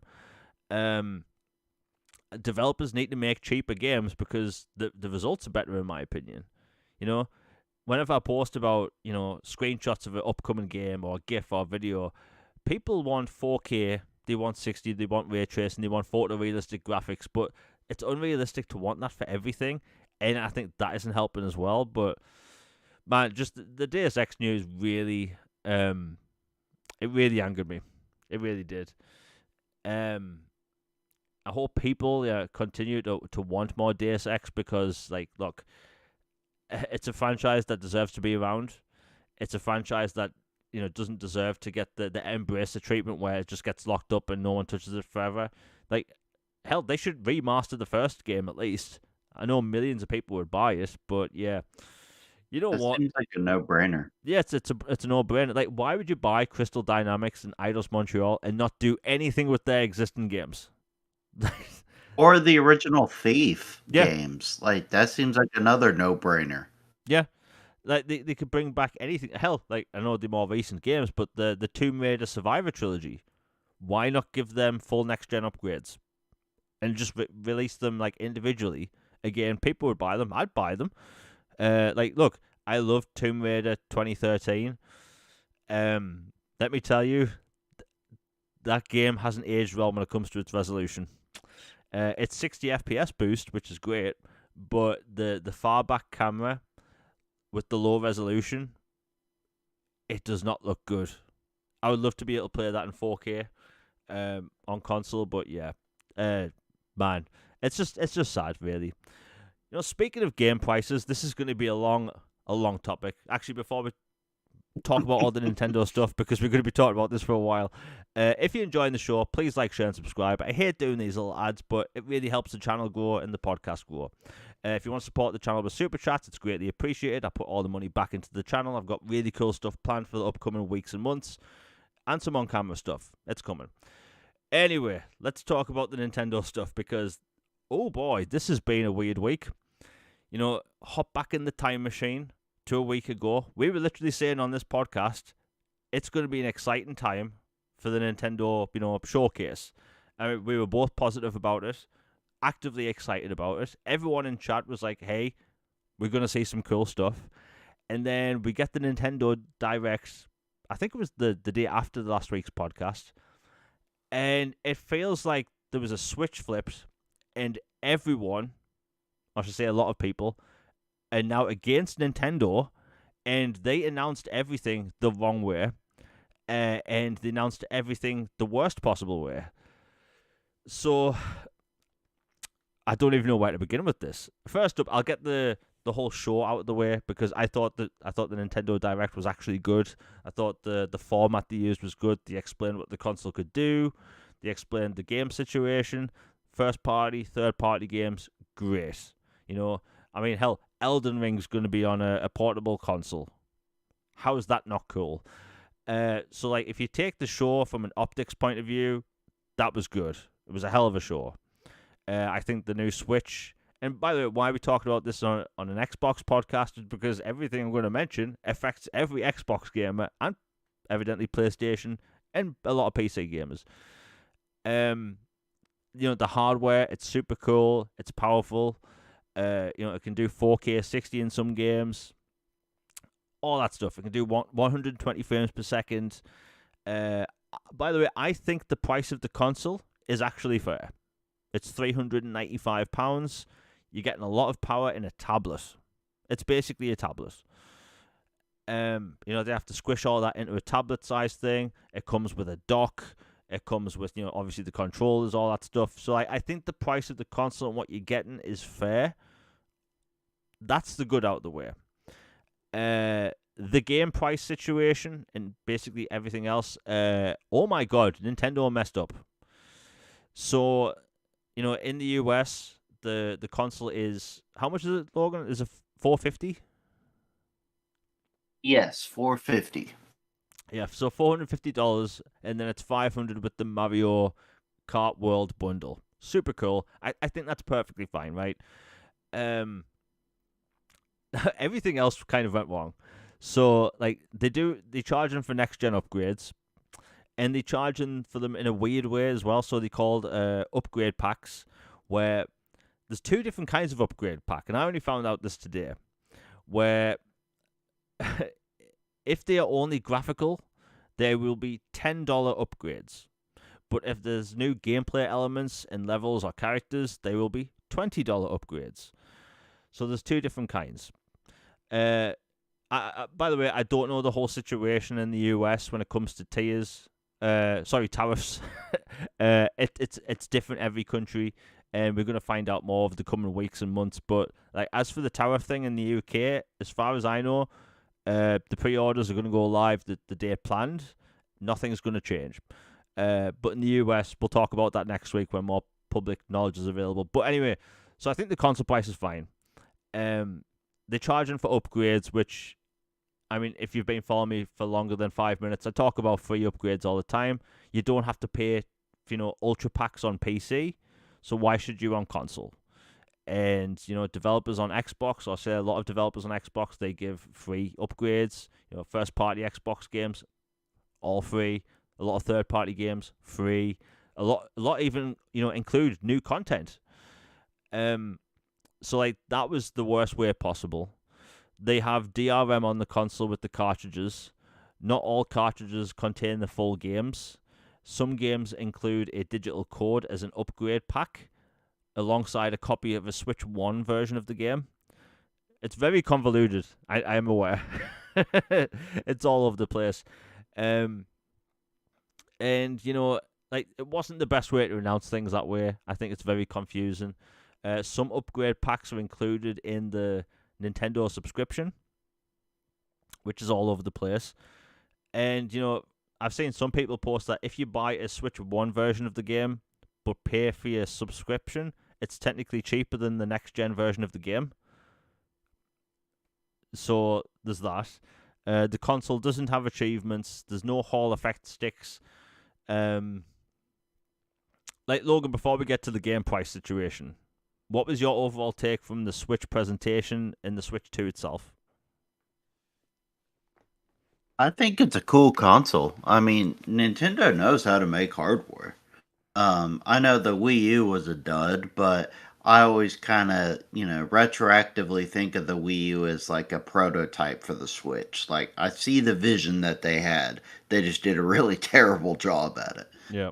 But, you know, for Switch 2, it looks like a great console. It's going to have fun games. You've got your Mario Kart, which is going to sell, which would traditionally sell unseemly numbers. I guess we will wait and see with, you know, current climate on things, how that happens, but you know, just take away the financial aspects of the presentation. Like Mario Kart looks great. You're gonna have more Zelda. You know, you're gonna have basically Bloodborne, but not Bloodborne on Switch, which looks awesome. Um, the Elden Ring. There's all these multi-plat games are coming. Tony Hawk is gonna be back on Switch. Like and then they have all their other stuff for down the line at future partner previews and events. So, and like the features look cool. I like all in all, I think the price is fair and competitive, and the console looks good, has good specs, and I totally understand the desire for a Switch too. I still think Super Nintendo Switch would have been cooler name, Yeah. would have been more fun, but I digress. Nintendo does Nintendo. But aside from that, the whole upgrade system thing, the whole pricing thing, just the whole overall messaging, and when asked questions about it, doubling down on stuff. It's like I half expected Doug Bowser to, rip his face off and Don Matrick is there. Yeah. It was just awful, like tone deaf PR straight from the 2013 Xbox. Yeah. It's crazy, man. I think you may have botted out completely, Logan. um, just jump out, jump back in. It just reminds us of those scenes in Mission Impossible movies where they pull off the rubber mask. Doug Bowser is Don Matrick. Let's see, Discord is acting up. Okay. Yeah, just talk, Logan, when you can, because I think Discord's just having issues. But yeah, the showcase, great. There's a new From Software game that everyone thought was Bloodborne. It's called The Dusk Bloods. That may come to other consoles at a later date. Who knows? All in all, good show. But the game price situation, that is, my God. You know that scene from Breaking Bad where Walt is shouting out of the car? That was me as soon as I saw that price. $80 games. $80. That is... I mean, look, we've all been looking at Rockstar Games as, the company that's going to do it. They're going to be the company that, they rip off the Band-Aid. They're going to push $80 games, and then every other company's follow suit. And we were wrong the whole time, right? Rockstar Games were Count Dooku. Nintendo were Emperor Palpatine, right? The whole time, it was them. And I've been talking about Rockstar Games pulling the trigger on this for months, saying they're going to be the ones to do it. Everyone's been talking about that. But it was Nintendo. Like, how the hell did we not see this coming? It blows my mind. Like, it was them. And, $80 games is a game changer for the industry. I've been actively against $70 games. Considering 90% of my audience is from the US. So for the rest of this podcast, I'm just going to talk in dollars. Like, the $70 price was too much to me. It still is. So like I'm damn gonna complain about $80 games. That's egregious, right? Games are not worth $80, right? So let's say they do go up to £80 in the UK. Do you know what you can get for £80 in the UK? I could go out for a night out at the pubs with my mates, literally have money left over to get a taxi, a pizza, and see a movie the next day at the cinema, and probably buy enough booze at home to get drunk with, right? Create a Strongbow. So like, that's 2 days of fun right there. But like $80, sorry, £80, like that's egregious. Do you know what £80 is in dollars? That's like $105, right? And I tell people time and time again, do not buy these games at full price. Just don't do it, right? In the past, Nintendo has learned from this, right? The Nintendo 3DS had a very expensive price tag. Nobody pre-ordered the thing. So do you know what they did? They lowered the price. And to people that already bought a 3DS got some free games, right? If people vote with their wallets, the whole $80 game thing won't go through. It just won't. You know, and I know it's a tall thing to ask for because Nintendo games typically sell really well, like ridiculously well. So we have to rely on the most trustworthy supporters in the game industry to not buy their games. In essence, we're screwed. Hey, sorry, I got it reconnected. Oh yeah, that's fine. That's fine. Issues happen. I've just been talking about how, like, you know, people need to vote with their wallets, because if the $80 game thing slides, like, we are screwed. I keep talking about the crash, upcoming crash, over and over again, and I may joke or may be serious about how I want it to happen. Like, look, let's say you have a family, right? Let's say there's a mother, father, maybe they have 2 kids. They want to get a Switch 2, and they want to buy their kids 2 video games, right? Well, at the minute, 2 video games, 2 new AAA games, will cost $140. Now, if you move to 80, that's $160, and then you have, like, tax and everything added on in the US. Like, a family is going to no longer look at 2 games; they're going to look at 1 game, and they're going to look at that 1 game and think, "Wow, that's pricey," right?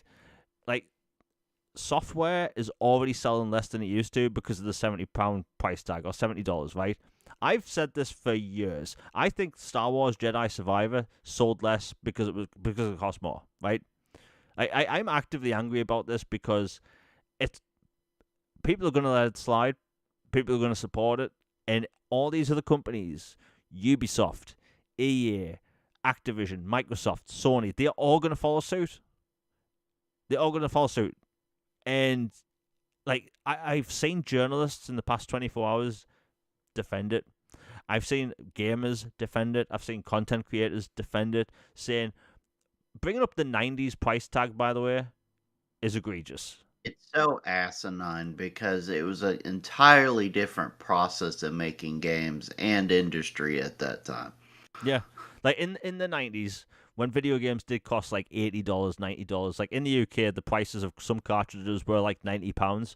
But those cartridges have components in them, sometimes like 100 different components, made in multiple factories, and then those heavy cartridges are put into boxes manually by people sometimes. Then they're loaded onto trucks, and those cartridges weigh a lot, using more fuel, and then transported to stores. Now, games don't weigh anything. It's code in the sky, you know? Or if you get a cartridge, that weighs significantly less than a cartridge back in the day. So, like, using 90s prices makes no sense, right? In the UK, when games transitioned to video game discs, the price dropped. Why the hell did the price drop? Because the manufacturing of the actual games cost less, right? So, like, yeah, games technically cost more to make, to develop, but the physical, like, manufacturing of them went way down. And now physical is selling less than ever before. People are buying digital more than ever before, and we expected to pay more all of a sudden. And bear in mind, I'm the only person that's mentioned this, and it angers me that people are letting it slide. Not everyone in chat's letting it slide, but I'm saying in general, Nintendo already raised the price of their games to $70 in 2023 with The Legend of Zelda Tears of the Kingdom, right? Bear in mind, they raised the price of their own games in their own generation. Their own generation. And it honestly, my blood boils because people are letting it slide. You know, when I say people need to vote with their wallet, they really need to. Like, is the Switch 2 a very cool console? Yeah. Does Mario World and that new Donkey Kong game look really cool? Hell yeah. I think that new Donkey Kong game looks really cool. It's got destruction and all that stuff. I think if people let this slide, it's going to tank the industry. It really is. $80, £80. I mean, God knows what they're going to be paying in Australia, Canada. My God, absolutely screwed. Like, the industry is I would say done for. It will still be around. You're going to have double A, you know, you're going to have single A, if that's a term. You're going to have indie games popping off. But, like, these games are costing hundreds of millions of dollars to make. Like, The Witcher 4, for instance, that's allegedly going to cost $400 million. Meaning, out of the gate, that game needs to be an instant success. and it's happening time and time again. We're seeing less and less new IPs, and you have Nintendo coming out there saying, hey, Mario Kart is $80 because of the content. Yeah, it's just Forza Horizon, but in Mario Kart. And Mario Kart is not like Forza Horizon. It's not photorealistic. You don't have dynamic weather on track where there's 3D puddles. You don't have the ability to hydroplane vehicles. But, like, that game was $59.99. But this game's getting a pass because it's a new Mario Kart. Like, do not let this slide. And don't get me wrong, I think the new Mario Kart looks super fun. They go an open world with a racing game. Great. It clearly works. We have Forza Horizon, but it's a slippery slope. And them using the term variable pricing is the most asinine. Oh, that is some bull crap, Yeah. and they know that. Like in the past, like me and Logan, we've both talked about how video games should have variable pricing. I mean that. We both mean that. A game doesn't have to be $70 out the gate. Maybe if it's single player only, charge $50. I mean, like, one of the publishers I talk about a lot is Focus Entertainment. Like, they are all over the place with their pricing, right? Some games are £50, some games are 40, some games are 60, right? Depending on what it is and the content that game has, they are all over the place. But Nintendo is going to set a standard, because do you think Ubisoft's going to sit there and go, you know what? Our shiny new Assassin's Creed game that we put $200 million in, that should also be 80 as well. Or should we just keep it at 70? We're going to see this time and time again, and they're going to keep pushing boundaries. And then you fast forward 2 years, and you're going to have quote-unquote analysts, I'm doing air quotes, they're going to have analysts out there going, you know what, games should cost $110. And then one of the publishers will push it through. People are talking about how GTA is going to be $100. And honestly, if you asked me 2 months ago if I thought a game would be $200, I think Rockstar Games, I think Take-Two, they might look at the price of Mario Kart thinking, well, we've been making this game for like a decade. It's got super realistic graphics. It's a massive open world city, long story, big multiplayer. Are we going to charge it the same price as a Mario Kart game? Like, they're going to keep pushing and pushing, see how much we'll pay. And this is why I tell people, don't be a pay pig, right? Don't be that person that says, hey, I'm willing to spend $80 on GTA. Don't. Why should you? Like, we're getting less and less. And look, when GTA 6 comes out, do you know what? We're going to have to wait another 15 years for a new GTA game. Because we're not getting expansions in between. And, they're pumping money into GTA Online, which is just slop, in my opinion. But I'm going on a bit of a tangent here. The $80 price tag is going to tank everything. I put it out there, right? You're going to have families buying less games at birthdays and Christmases. You're going to have less games sold with console launches. It's going to push all these other publishers to sell their games at $90, $80, maybe even more. Because, like, go back a few years ago, right? I got Assassin's Creed Odyssey Gold Edition, which came with the Season Pass, and the remaster of Assassin's Creed 3. I got all of that for £89, right? At the time, I thought that was good. I got 2 expansions. I got a whole other game alongside my Assassin's Creed game. So, like, to me, I saw value in that. But now, this is egregious, right? It's ridiculous. And unfortunately, we're going to see it let slide. We don't see enough people in the media complaining about it. We don't see Jeff Keighley, the face of the game industry, going out there saying, you know what, this is too much. No. Slid under the rug. Forget about it. It's okay. These games are worth it. And we've heard these podcasts. I'm not going to name names, but you know which ones I'm talking about. They've said during weekends or whatever that, I'm willing to pay $80, $90 for this high-quality game. Pay pigs, pushing this mentality that these games should cost more. Yet these same people are okay when they don't like it when Netflix raise their price $1, right? They don't like it that cinema tickets go up slightly up in price. Why is that? But video games, you want to pay more? This is the only industry, the only medium where you have people actively out there on social media spending their time actively saying that they want to spend more on video games. Yeah, it's psychophant behavior. It's insane.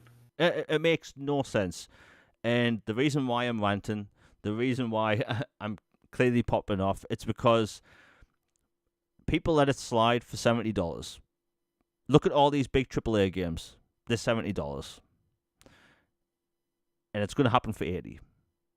And I think people need to take a stand and push back against this. Because if people can get Nintendo to back down and charge less for a 3DS back in 2011, 12, they can do the same for games. I buy new games all the time. Do you know what? I have never spent £70 on a new game. I always work a way around it, right? Maybe I use Microsoft reward points. Maybe I look for a sale because some companies do charge less launch day. But like, I refuse to spend that much money on a video game. And I am not spending £80 on a video game. It's not happening. I don't care if GTA 6 gets announced tomorrow, it's coming out in September or October, and it's going to be £80. They can keep it. They can really keep it. There is no reason to buy a game day one. There really isn't. Unless you create coverage of a game, that makes sense. But other than that, there really doesn't make any sense whatsoever to buy a game day one. You may as well wait for sales. Now, will that hurt the industry? Yeah, but it's not your problem, right? We should be on our side, our own wallet side. Developers should be spending less on these games. You have studios inflating their budgets, and they just want to charge more. And like, look, I'm sure Mario Kart World is going to be a massively great game. I think it's going to be huge. But can you look at Mario Kart World and say that cost as much to make as something like Forza Horizon? I'm putting out that, like, I don't think so. How? Where's the money gone? Right? How much are the developers making? Like, I don't know. But Those cows ain't cheap, Jamie. yeah, I mean, who knows? Like, but like Logan, I've been talking about this for 20 minutes since before you were gone. But like, what's your take on $90 games? Sorry, $80 games in general? Because even though some people will say it's just $10 more, it completely changes the landscape. Yeah, completely. Like, before I continue, where was I before I got cut off? Like, because it kind of ties into that. Yeah, we just talked about your thoughts on the whole reveal and them charging for upgrades. Oh, yeah, like, basically, the whole upgrade thing, charging for upgrades is a punk move. Just straight up punk move. Like, if you don't want to make upgrades for games, fine.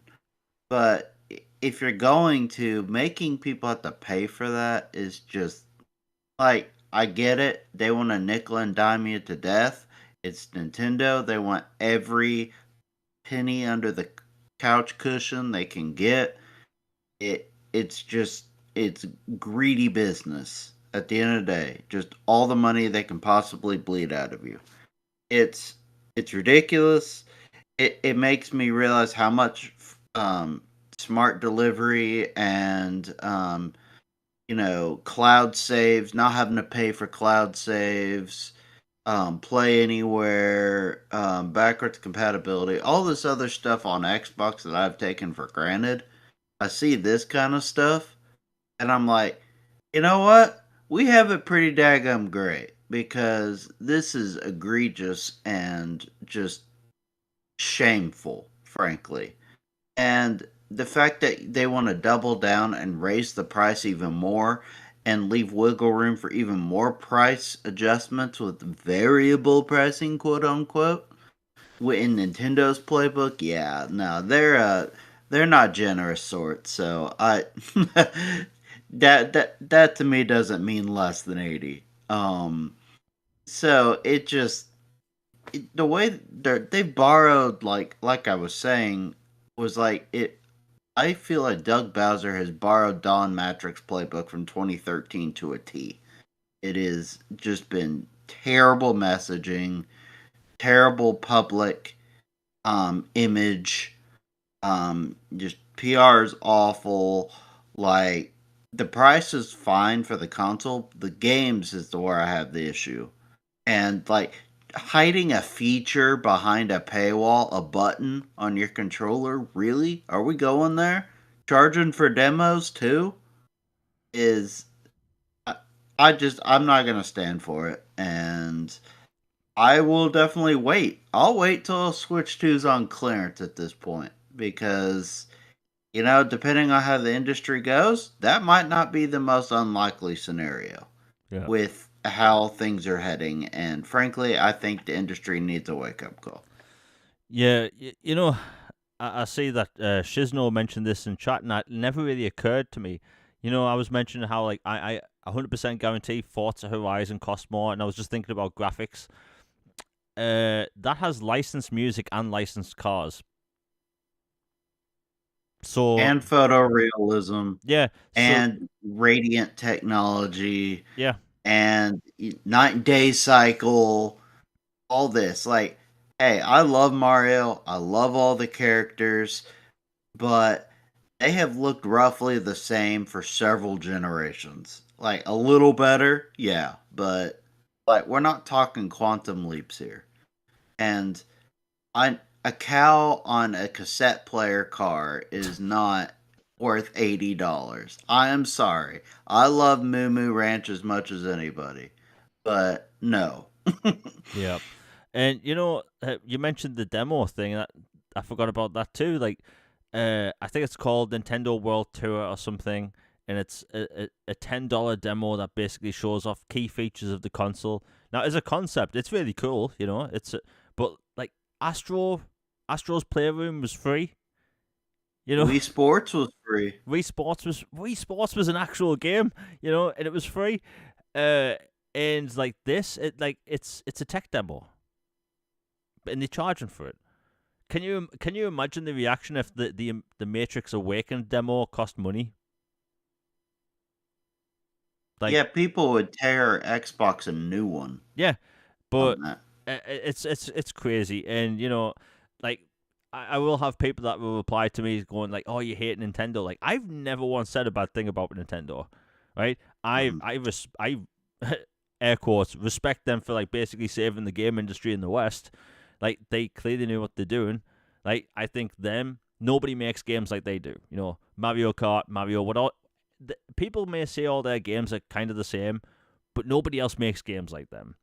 And Yeah, they're awesome at it. yeah, and like, but people have to put their foot down at this point, right? They can't keep getting let go like this, and just people need to speak with the wall. The whole variable pricing thing is complete BS. They're testing the market, they really are, because they have a shiny brand new game, coming out with Donkey Kong, which looks cool, $70, and then they have what Mario Kart 80.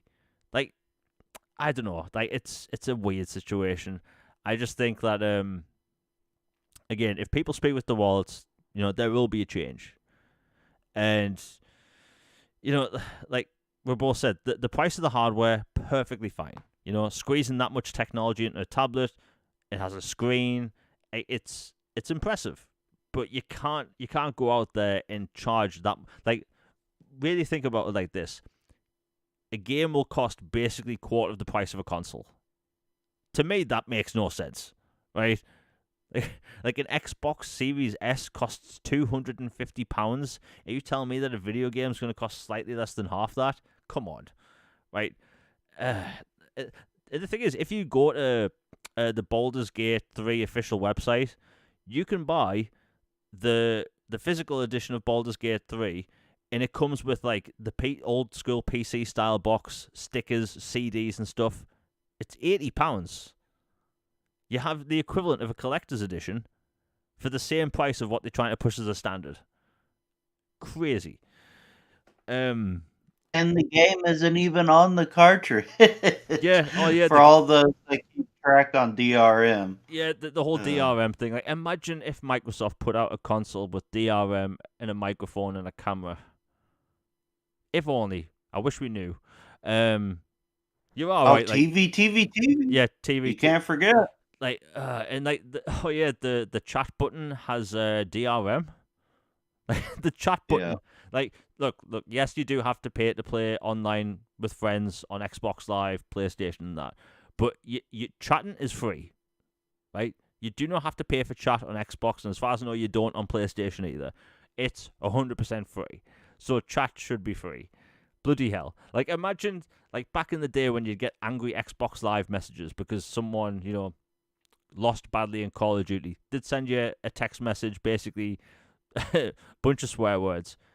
You can't get that now on Nintendo because you'd have to pay for it. And they'd be missing out on some gaming magic with that. Now, we've been talking Imagine paying $20 to yell about your mom. Yeah. To somebody online.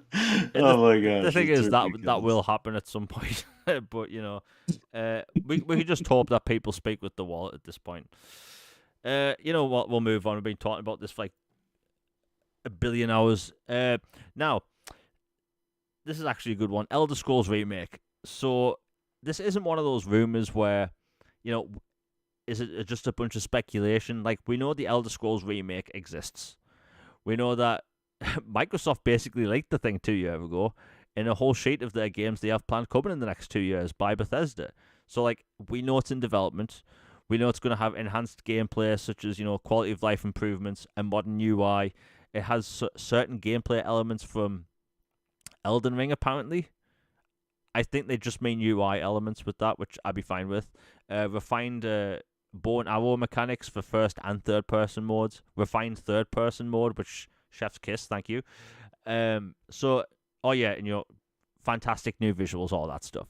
So it looks like it's going to be a really good remake.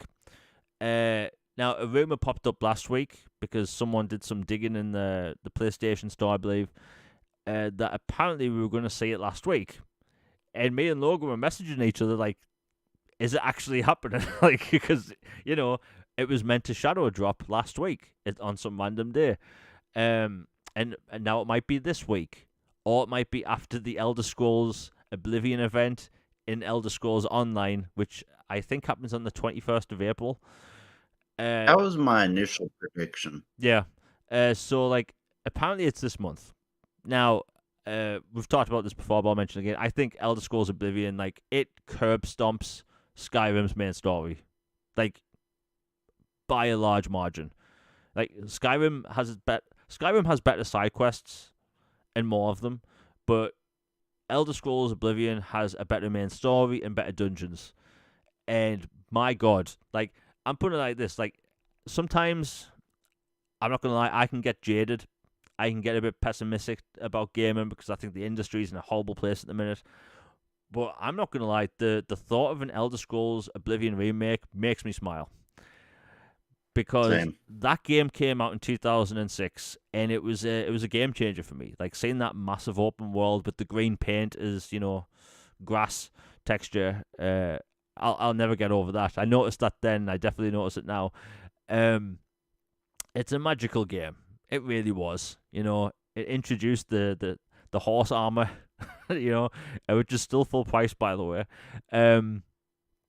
Like, never changed, Todd. Yeah. And the thing is, as much as I love that game, I never actually got to play the Shivering Isles expansion. Oh my gosh, you never played Shivering Isles? Yeah, I mean, as much as I love that game, I don't know, maybe I had no money at the time, but like the Shivering Isles expansion and the Knights of the Nine, never played them. So that's going to be incredible. Yes, so like that's new content for me. Wow. Yeah. I know. You think, oh, I would have played that by now, but no. But I mean, look, is it going to shadow drop any day? Possibly. The thing is, for me, it doesn't make sense, right? We're not going to get a new Elder Scrolls game for another 2 years, right? Elder Scrolls 6 is ways out. To me, Elder Scrolls Oblivion would be a huge game you'd market for months, right? It's going to be a new Elder Scrolls game for millions of people. You're going to have nerds like us replay it because, again, Oblivion's amazing.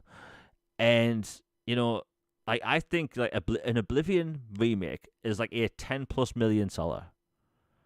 So, like, why wouldn't you market this thing for months? And I have a theory that Microsoft trying to test out this whole thing of how much will a game sell without marketing it.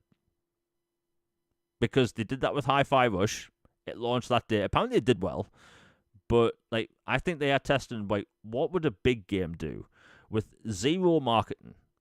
Not a single tweet. Well, they'll tweet that day, but no previous tweets, no previous videos. Like, it launches, let's say, tomorrow. They put out a tweet. They put out a YouTube video with the trailer. It says day one Game Pass. You can buy it, on Xbox, PlayStation, PC. It'll also come to Switch too. Like, I think they may be trying to test out how much that would sell, because otherwise it doesn't make any sense to me. So it looks like it's happening, but we just need to know when. Logan, what's your take? Because again, there's been no updates other than the fact that it's still coming in April. Yeah, I'm ecstatic for it. I can't wait for it day one. 100%. Oblivion was like a capstone event game for me. It was Yeah, like the first Elder Scrolls game that I really dived in. I had played a little bit of Morrowind, but not much. It was like my first true like open world type game, an RPG, and it just I remember leaving the sewers for the first time yeah, and seeing that skyline and the Imperial City and the tower in the distance and going, "Wait a minute, I'm not scripted. I could go anywhere I want within reason. This is crazy." And just like all the quests and the lore and being able to steal things or use paintbrush glitch or all this just super cool stuff and all the dungeons and the side quests. The story was incredible. They had, bloody Patrick Stewart in it, for yeah, crying out loud. It was just awesome. And I yearn to go back to that. And the idea of a remake of that with more modernized combat and archery sounds amazing. I cannot wait for it. My initial prediction was that if you're going to announce a new Elder Scrolls thing and you're not going to release it on the 20th anniversary, it makes sense for you to announce it at your Elder Scrolls event you already have planned that month. It just kind of makes sense, even though it's not online. But, there was all this buzz about, maybe timing it with the Switch 2 announcement and stuff, which kind of did make sense because Bethesda has launched things with Switch before at events. So that made sense, but the more I think about it, I think it will be at the live event on the Elder Scrolls Online event. But if it comes this week, I will certainly be happy. Either way, it's day one. I cannot wait. It's time to close shut the jaws of Oblivion. yeah. I mean, I think it's going to be interesting to see how they handle Oblivion gates in that game, because you step through. These were terrifying as a kid. Yeah, they were pretty scary. But remember, stepping through, you have like a minute long load time. Sometimes. Oh my gosh, yeah, it was like the Mass Effect elevator. Yeah, and like, it got a bit annoying because there were tons of Oblivion gates. And for people that don't know, Oblivion gates are basically these. They look like big red Stargate portals out in the wild, and they'd act as dungeons. And you'd get some like unique loot in them. And then as soon as you beat the boss or got to the top of a tower, you'd basically come back to the real world. It was a super cool way of doing dungeons in that game. And that was just a type of dungeon, really. But like, I can imagine now it's gonna have like instant loading. Maybe a step through the portal and you're there. Maybe I'm being a bit too hopeful, but I'm Oh hoping. man, I can only imagine the Daedra lords and the scamps and some of the creepy stuff you encountered in those now. Yeah, like it's gonna be an exciting game, and honestly, I'm really excited to see how like millions of gamers that have we've had various versions of Skyrim for the past. Well, when did Skyrim come out? 13 years ago. 2011. Yeah, 2011. Like, I'd be interested to see, like, there's millions of gamers that they've only played Skyrim. Like, that's it. So I would love to see what they're going to be like with this game, because again, I've said it 40,000 times. Just a way better story. A lot of that map is. I want to say it's slightly bigger than Skyrim as a map. At least it felt bigger, but like, what a game! It's going to be great. Like, that was one of those, like you were saying, it was a an event in gaming back then, because like when I stepped out of that dungeon for the first time of the cave, um, like, seeing that massive open world with the water and the lake, like that was a unique moment. And I hope we get that in the future with Elder Scrolls 6. It's going to take something really special to do that. But yeah, it looks like that's going to be good.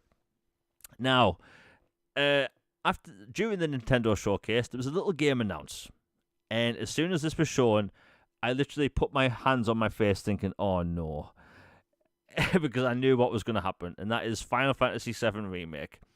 Because I knew, like my original prediction was, "Hey, look, this game is going to be shown off at the Nintendo showcase, like other games have in the past, and then maybe 2 to 4 hours later, Square Enix will put out a tweet saying, hey, it's also going to be on Xbox, Epic Store, or whatever it isn't on, right? Now, when they announced it for Switch 2, I was like, okay, it's going ahead. Everything I've predicted, apparently. I was fully prepared for like that to be announced, later on that day for Xbox. But people kept at me, saying, "Where's this game, Jamie?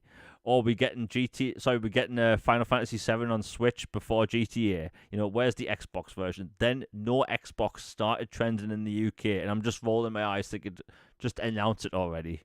Like, please put me out of my misery, please. And then the day finished, and then. Yeah, I'm not gonna lie. I kept refreshing. Square Enix's Twitter page over and over again, saying, "Just announce it already, please," right? Because it exists. The Xbox version exists, and to this day, people are still at me asking me where's the Xbox version. Honestly, like, look, I thought they were gonna do it this way because there's millions of eyes on their Nintendo showcases. There was like 1 million people concurrently watching that Nintendo thing. So, like, announce it later that day for Xbox felt like the logical move. But really, like, what's going to happen next? And there has been some murmuring that Xbox still is going to have a partner preview, but in April, typically in March. The only thing I can think of is that, look, you announce a bunch of Final Fantasy games in April because the 30th anniversary or 25th anniversary of Final Fantasy IX is coming up, where allegedly a remake is coming out. We're all over the place today with remakes and the word allegedly. It would kind of make sense to have a segment there dedicated to Final Fantasy. Now, people can say that's copium. Not gonna lie, it does look like copium. It smells like copium. Quacks like copium. That's the only thing that could make sense for me. Because if they wait till the Xbox Summer Showcase, I honestly don't know who's making the choices for that stuff. Because you can't launch 2 Final Fantasy games, at least, in 1 year on a console without marketing them months in advance. Because if they shadow drop Final Fantasy 16 on Xbox, I'd literally be shocked. I can't see it happening. It'd be cool, but not a snowball's chance in hell that's getting shadow dropped. At all. But Square Enix, man, they are letting people wait. It's so silly at this point. Because people, like, out of all the games that aren't on Xbox, like, those are pretty much the 2 most requested games. I know in the past 24 hours, people have just messaged me saying, like, Jimmy, just play it on PC, man. Like, no, I want it on my Xbox with my achievements, and I can also make content around it. Good times. Logan, what's your take? Because, like, apparently it exists, but it's not getting announced at all yet, and it's infuriating. Yeah, like, it raises questions. Like, one is just how sharp a teeth did this stupid contract between Sony and Square Enix have? Like, my goodness. Like, I still believe it's coming at this point. There's been evidence suggesting it will. There have been people that are very informed on things saying yes, the Final Fantasy slate is coming, bar none, including 7 and 7 Part 2, and then eventually 7 Part 3. And, 16 will actually drop first and then 7. But if they were to have a Final Fantasy related or Square Enix related partner preview with Xbox, you could just drop a Final Fantasy like cash at that point. It would make sense to have them all there, announce 9. So, I mean, on one hand, there's that. On the other hand, it's like, well, the biggest announcements are generally at their summer showcase, and that would be a big announcement. But then it's like, why are you dragging this out so long? Like, we it should have happened by now. And then like if you wanted to wait till Tokyo Game Show or even later the Game Awards, it's like, man, this year's already slipping away. It just I don't know. It's just been a long, long time, and it feels like egregiously and petty wise so to just drag this out for so long. And then like there's even the games that most people don't care about, but there are a few. Like Forspoken. I'd play it if it came to Xbox. I'd give it a chance. I gave Death Stranding a chance and loved it after I gave it an honest chance. I really liked it. So I'd give Forspoken a chance if it came to Xbox. There's Valkyrie Chronicles, there's Tactics, there's a whole bunch of games from Square Enix still missing. So at the end of the day, I think it's coming, and I think it's coming sooner than later. But I will admit there was a tinge of doubt and a tinge of here we go again with it not being announced that day because you see no Xbox trending and you go here we go again.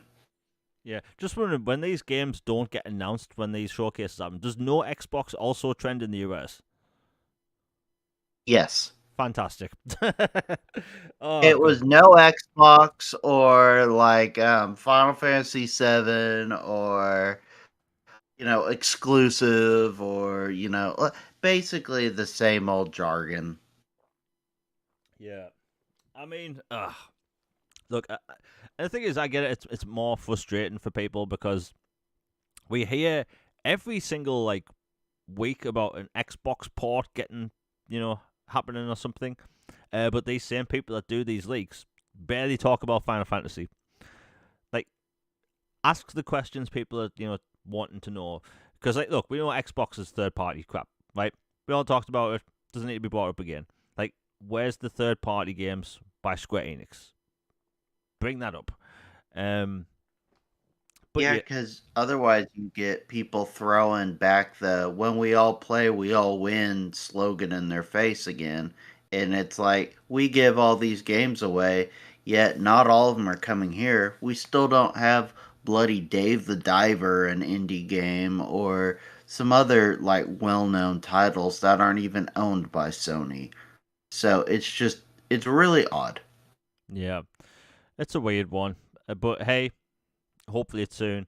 I mean, look, if it, the reason I was hoping a partner preview would happen outside of the Final Fantasy stuff, there's so many games coming out this year that don't have release windows, and with GTA coming, a lot of developers are aiming for the first half of this year, or like before September, and like things like Mafia: The Old Country, huge game by 2K, not a release date in sight, and it's just listed as summer. You know, Alien Isolation 2, I 100% believe is coming this year. Like that's the type of game you'd have at a showcase, or like Judas. Halloween? Yeah, Halloween. Judas by like the Bioshock creator Ken Levine, right? That was listed to come out in March. They've had no announcement of anything since. So like, there's games that still need to be like. I have a database of games that are coming to Xbox, and the amount of them that have just 2025 tied to them, I'd say it's 90% of the games, right? Developers don't know when they're going to release games this year, and it's very telling. Very telling.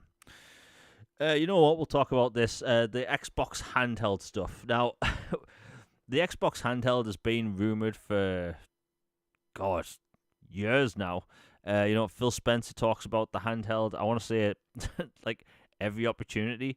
And, Once an interview, yeah. yeah, every single interview, every time he shows a picture of his shelf, people like look, not gonna lie, I was one of those people this time. Looking at that shelf, saying, "Is there anything with analog sticks on it?" There wasn't anything like That that. Doom controller is pretty nice. Yeah, the Doom controller was nice, but no handheld, unfortunately.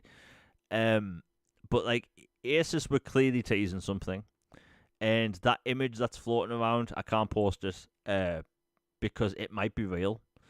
It looks like what a Asus made Xbox handheld would look like. Essentially, a black ROG Ally with Xbox branding. I tend to have a good eye for AI stuff, and that image does not look like AI to me at all. So like it could be real. Again, I can't post it. Like Logan, that image I sent you, does that look real at all to you? It looks pretty real to me. Like, if it's fake, it's really well done. Yeah. I mean, kudos to whoever designed it, real or fake, because it's a very appealing looking product. And I'd buy it. It looks awesome. But to me, I think it's real. Yeah. Um, but it got me thinking because if this is a third party handheld, and it's made by Asus, wouldn't that technically be a thing that you could show off at a partner preview? Yes, Hmm. technically, because they'd be a quote partner. Yeah. Um, but I think the the handheld market is in an even weirder place than it was a week ago because the Switch 2, like we know what that's capable of, and we know that power wise where it's at, and this is a PC handheld, the Xbox thing. We know that the Xbox console handheld is still coming, so like I'm guessing, putting out there, I'm guessing that the Xbox handheld we see 2 years from now is going to be Switch 2 level of power.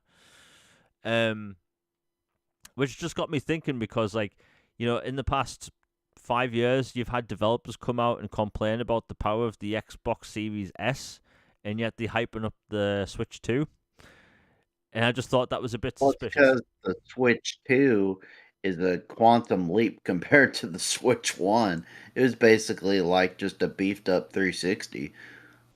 Yeah, true. I just hope to see these developers actually go out their way and optimize for the Series S, because the Series S is pretty powerful. It's just that you can tell some developers don't optimize properly for it. It's a very capable console. I mean, hell, if Call of Duty Black Ops 6 can run at 120 frames per second, like other developers can get their games to run at 60. I don't care what anyone says. Black Ops 6 is a bloody demanding game. Um, but yeah, it's going to be weird with their handhelds because they're going to have to differentiate their handhelds significantly online, because we know what randos are like, right? You're going to have people that walk into, a GameStop in the US, and, they're going to see this Xbox branded handheld and they're going to assume it plays console games, right? They need to let people know, hey, this is a PC. You're going to be able to play your Windows Store games, your cloud games, your Steam games, and I assume GOG and Epic. Um, by the way, I just checked to see how many free games I've claimed on the Epic Store. 295. Quite a library. Yeah, and how many have I ever downloaded and have an intention of playing? One. Um, I mean, if people have an account online, you may as well just claim those Epic games. Why not? Um, but yeah, like the Xbox handheld, it's going to be a weird situation. Like, what's the price going to be like?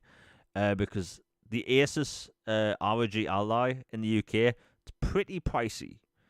It's like £600 plus, depending on where you get it. But yeah, like I don't know, like Logan, what's your take? Because the Xbox handheld, the Asus thing, it is happening. They've basically tweeted about it, hinted at it. Like, when do you think it's coming, and how much do you think it'll cost?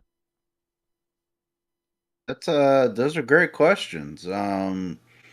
Like, when do I think it's coming? I think it's coming this year. I have a hunch it got delayed because of recent world events that are potentially changing pricing ideas for some companies. Um, because you're seeing like Razer today announced that they're stopping sales of their laptops until they further assess options. There's Nintendo has canceled or delayed pre-orders in both Canada and the US for the Switch until later. They're keeping the launch date, but they're delaying pre-orders. Like, clearly, we're in a wait and see approach for a lot of companies. And if you haven't announced, and it's one, you can't put the cat back in the bag if you've already announced something and have the price set, and then you try to boost the price, and you're like, well, see, this thing happened, and now we're raising the price after we've already revealed the price. People will tear you a new one. But if you haven't gone ahead and announced the device officially yet with an official price, you can behind the scenes test ideas of pricing and then come up with a price and release it once you have a further understanding of the economy and climate and everything. So that's my guess as to why it hasn't been announced yet. I reckon it will be announced at either a partner preview or the summer event. I don't think it's going to be a long wait. I think by the June event we will know. Yep. And as for price, I think it's gonna be steep but fair. I'm not sure quite the figure to put it at, but because on one hand, it's like if it's more of a gaming PC but handheld, those suckers are not cheap. Like if the ROG Ally is a pretty good price even for the lowest end. So is the Steam Deck, even the lowest end ones, and then the high end ones like you're looking at $1,300. I just I have a feeling Xbox would squirm a little bit if they allowed their image and their licensing and their user interface and stuff on and co-branded a device and it sells for like twice the price of their console. Like, I don't know if they would really be thrilled about that.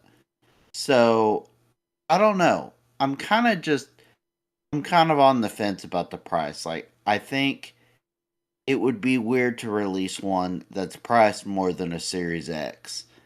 Yet you can't play all your Xbox games on it unless they're Play Anywhere or Yep. Cloud.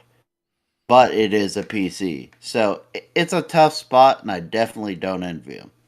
Yeah, and you mentioned the whole tariff thing. Like the hint, the tease by Asus was like 2 days before the whole tariff thing was brought up. So, Hmm. like, you're right. Like they clearly need to see what's happening with that because I I I think it's obvious that they want more things to be made in the US because all these products are basically made in China. Like the cost of making these like manufacturing plants, uh, they take like years to make, right? So like remember when the chip shortage happened in 2020? Like Yeah, that was analysts, a big deal. yeah, like that was a big deal. Like everything halted, like not just consoles, PCs, like cars even. And like analysts were suggesting that for a new chip plant for semiconductors, it would take up to 5 years to even make these factories, right? Uh, and now like to make these like to make these factories in the US for like chips and like basically hardware in the US, like it's going to take years to make, if that's even if they intend to make them, unless like they sort everything out in the back end with the tariffs and stuff. But like this tariff thing, like I know in the US the Switch 2's pre-orders have been like stopped. Like in the UK, that hasn't changed, but like in the US, man, like I think people are like really worried over there because hardware, like even existing hardware, right? Xboxes, PlayStations, graphics cards, like those potentially could really go up in price because in the UK, Europe, basically everywhere, the consoles about 3 years ago went up in price, and they didn't go up in the US. And I always thought like these companies, they don't have the balls to do it, right? They don't have the balls to raise their price in the US, Mhm. and like good on yous because like I bloody wish they didn't. But like if they raise the price in the US, like that must be pretty bad. Um, because the US is the biggest gaming market, most vocal. So like if they have to raise the price over there, my god, like things are really bad.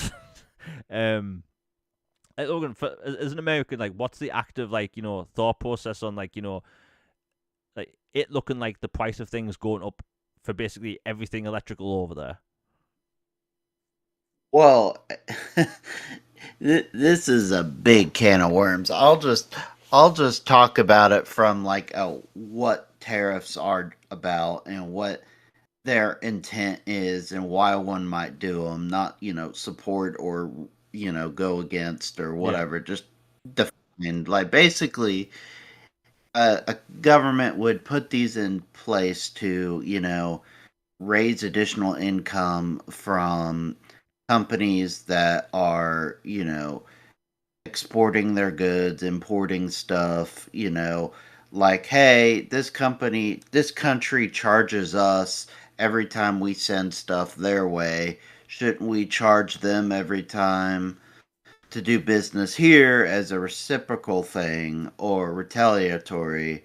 Or, like, hey, we want people to actually, build like these hypothetical factories here and make these products here rather than using cheap, like, mundane labor overseas and outsourcing everything. We would rather it go to people in our country and their jobs, and like that's the kind of line of thinking. And then like other countries retaliate with more tariffs, and so it keeps doubling down, and it basically becomes like an economic siege warfare where it's like how much can you stomach, and how big and robust is your economy and your conviction and your country to be able to go, you know what, the stock market looks like crap right now, or the cost of eggs is psychotic, or um, a game console is just stupidly priced right now.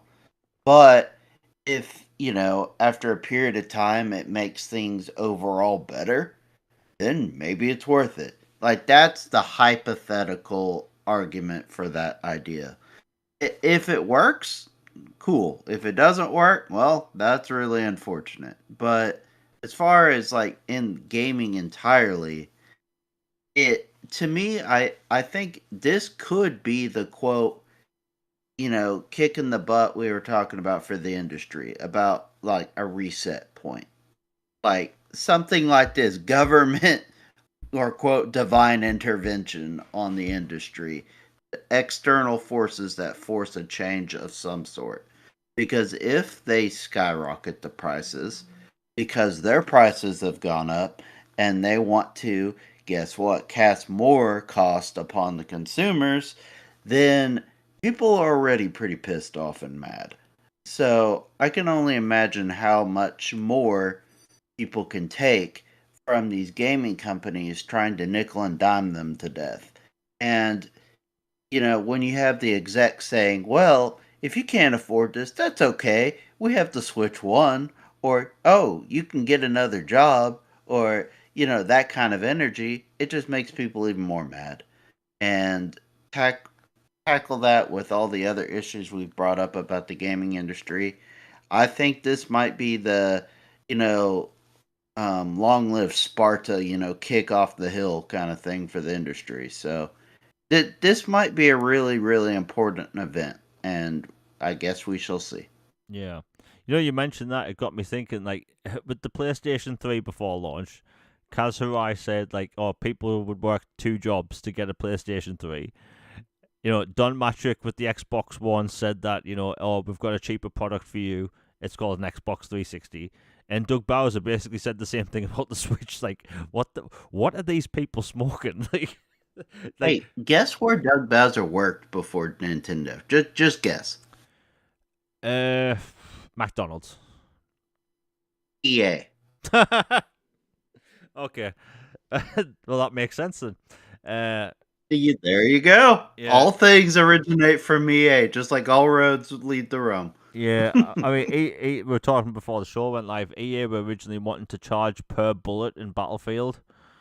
Like, my God, like these companies, they don't know what they're doing. Like the tariffs thing aside, my my God, like everything needs to change. You know, we're talking about how the prices went up everywhere outside of the US for consoles and stuff. But remember in the 7th generation, even the 8th, like you'd buy a console and then maybe a year later they drop it by like $50 or something. That Or they'd make a slim for less, yeah, or like an HD revision or something. Yeah. yeah. Like I remember after the 360 came out, it didn't have a name change, but it was the Xbox 360 Jasper. It was the one with the HDMI. And when I that remember came, that. yeah, when that came out in the UK, that cost less. I think it was like £30 less or something. But like you were getting a better 360 for a cheaper price. And like you said, slims. I think that the whole idea of a slim thing isn't just. It's not going to happen anymore. You know, I would have loved to have seen what an Xbox Series X Slim would look like. By the way, that's a mouthful. Cigarette. Yeah, basically. But like, yeah, it's a weird time, you know. I know today's been filled with rants when it comes to the whole pricing thing, but my God, like it's just depressing when you go on the store and look at the price of these games. These companies are wanting to charge, you know, bloody blood diamonds and a sheep for a game, and yeah, I love this industry so much, and like they just these companies make so many bad mistakes that could easily be avoided. Like, yeah, the tariff thing, yeah, it's out of their control, but like these games shouldn't be costing that much. And you know, maybe there is a part of me that I do want games to go back to how they were in the 360 generation. Like those graphics, they perfectly fine with me. You know, you could make them 4K 60, all that stuff. Like Mass Effect 3, shocker, I mentioned in that game. That game still looks fantastic in Legendary Edition, right?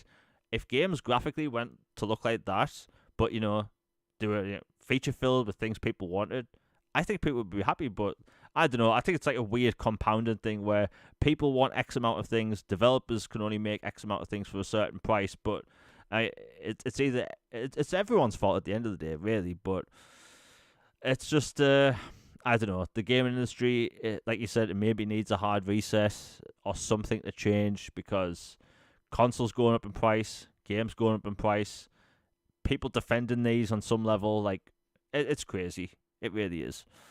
You know what, Logan? Have you got anything else to say before we close out the show?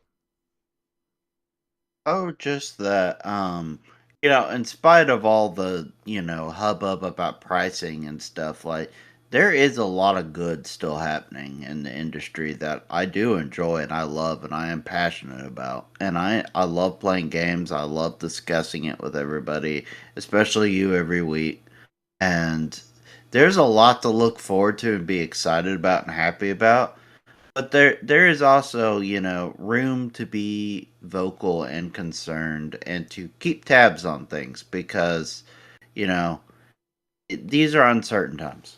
Yeah. I mean, like, look, as much as I've like, I'll just say it. I've whined today, about Nintendo and the game industry and stuff. Like, it's going to be a great year for video games. There's so many great releases coming out. But man, the game industry does not make it easy. You know, like bloody hell, we're gonna have one of the biggest release years ever. Like outside of GTA, it looks like a fantastic year for video games.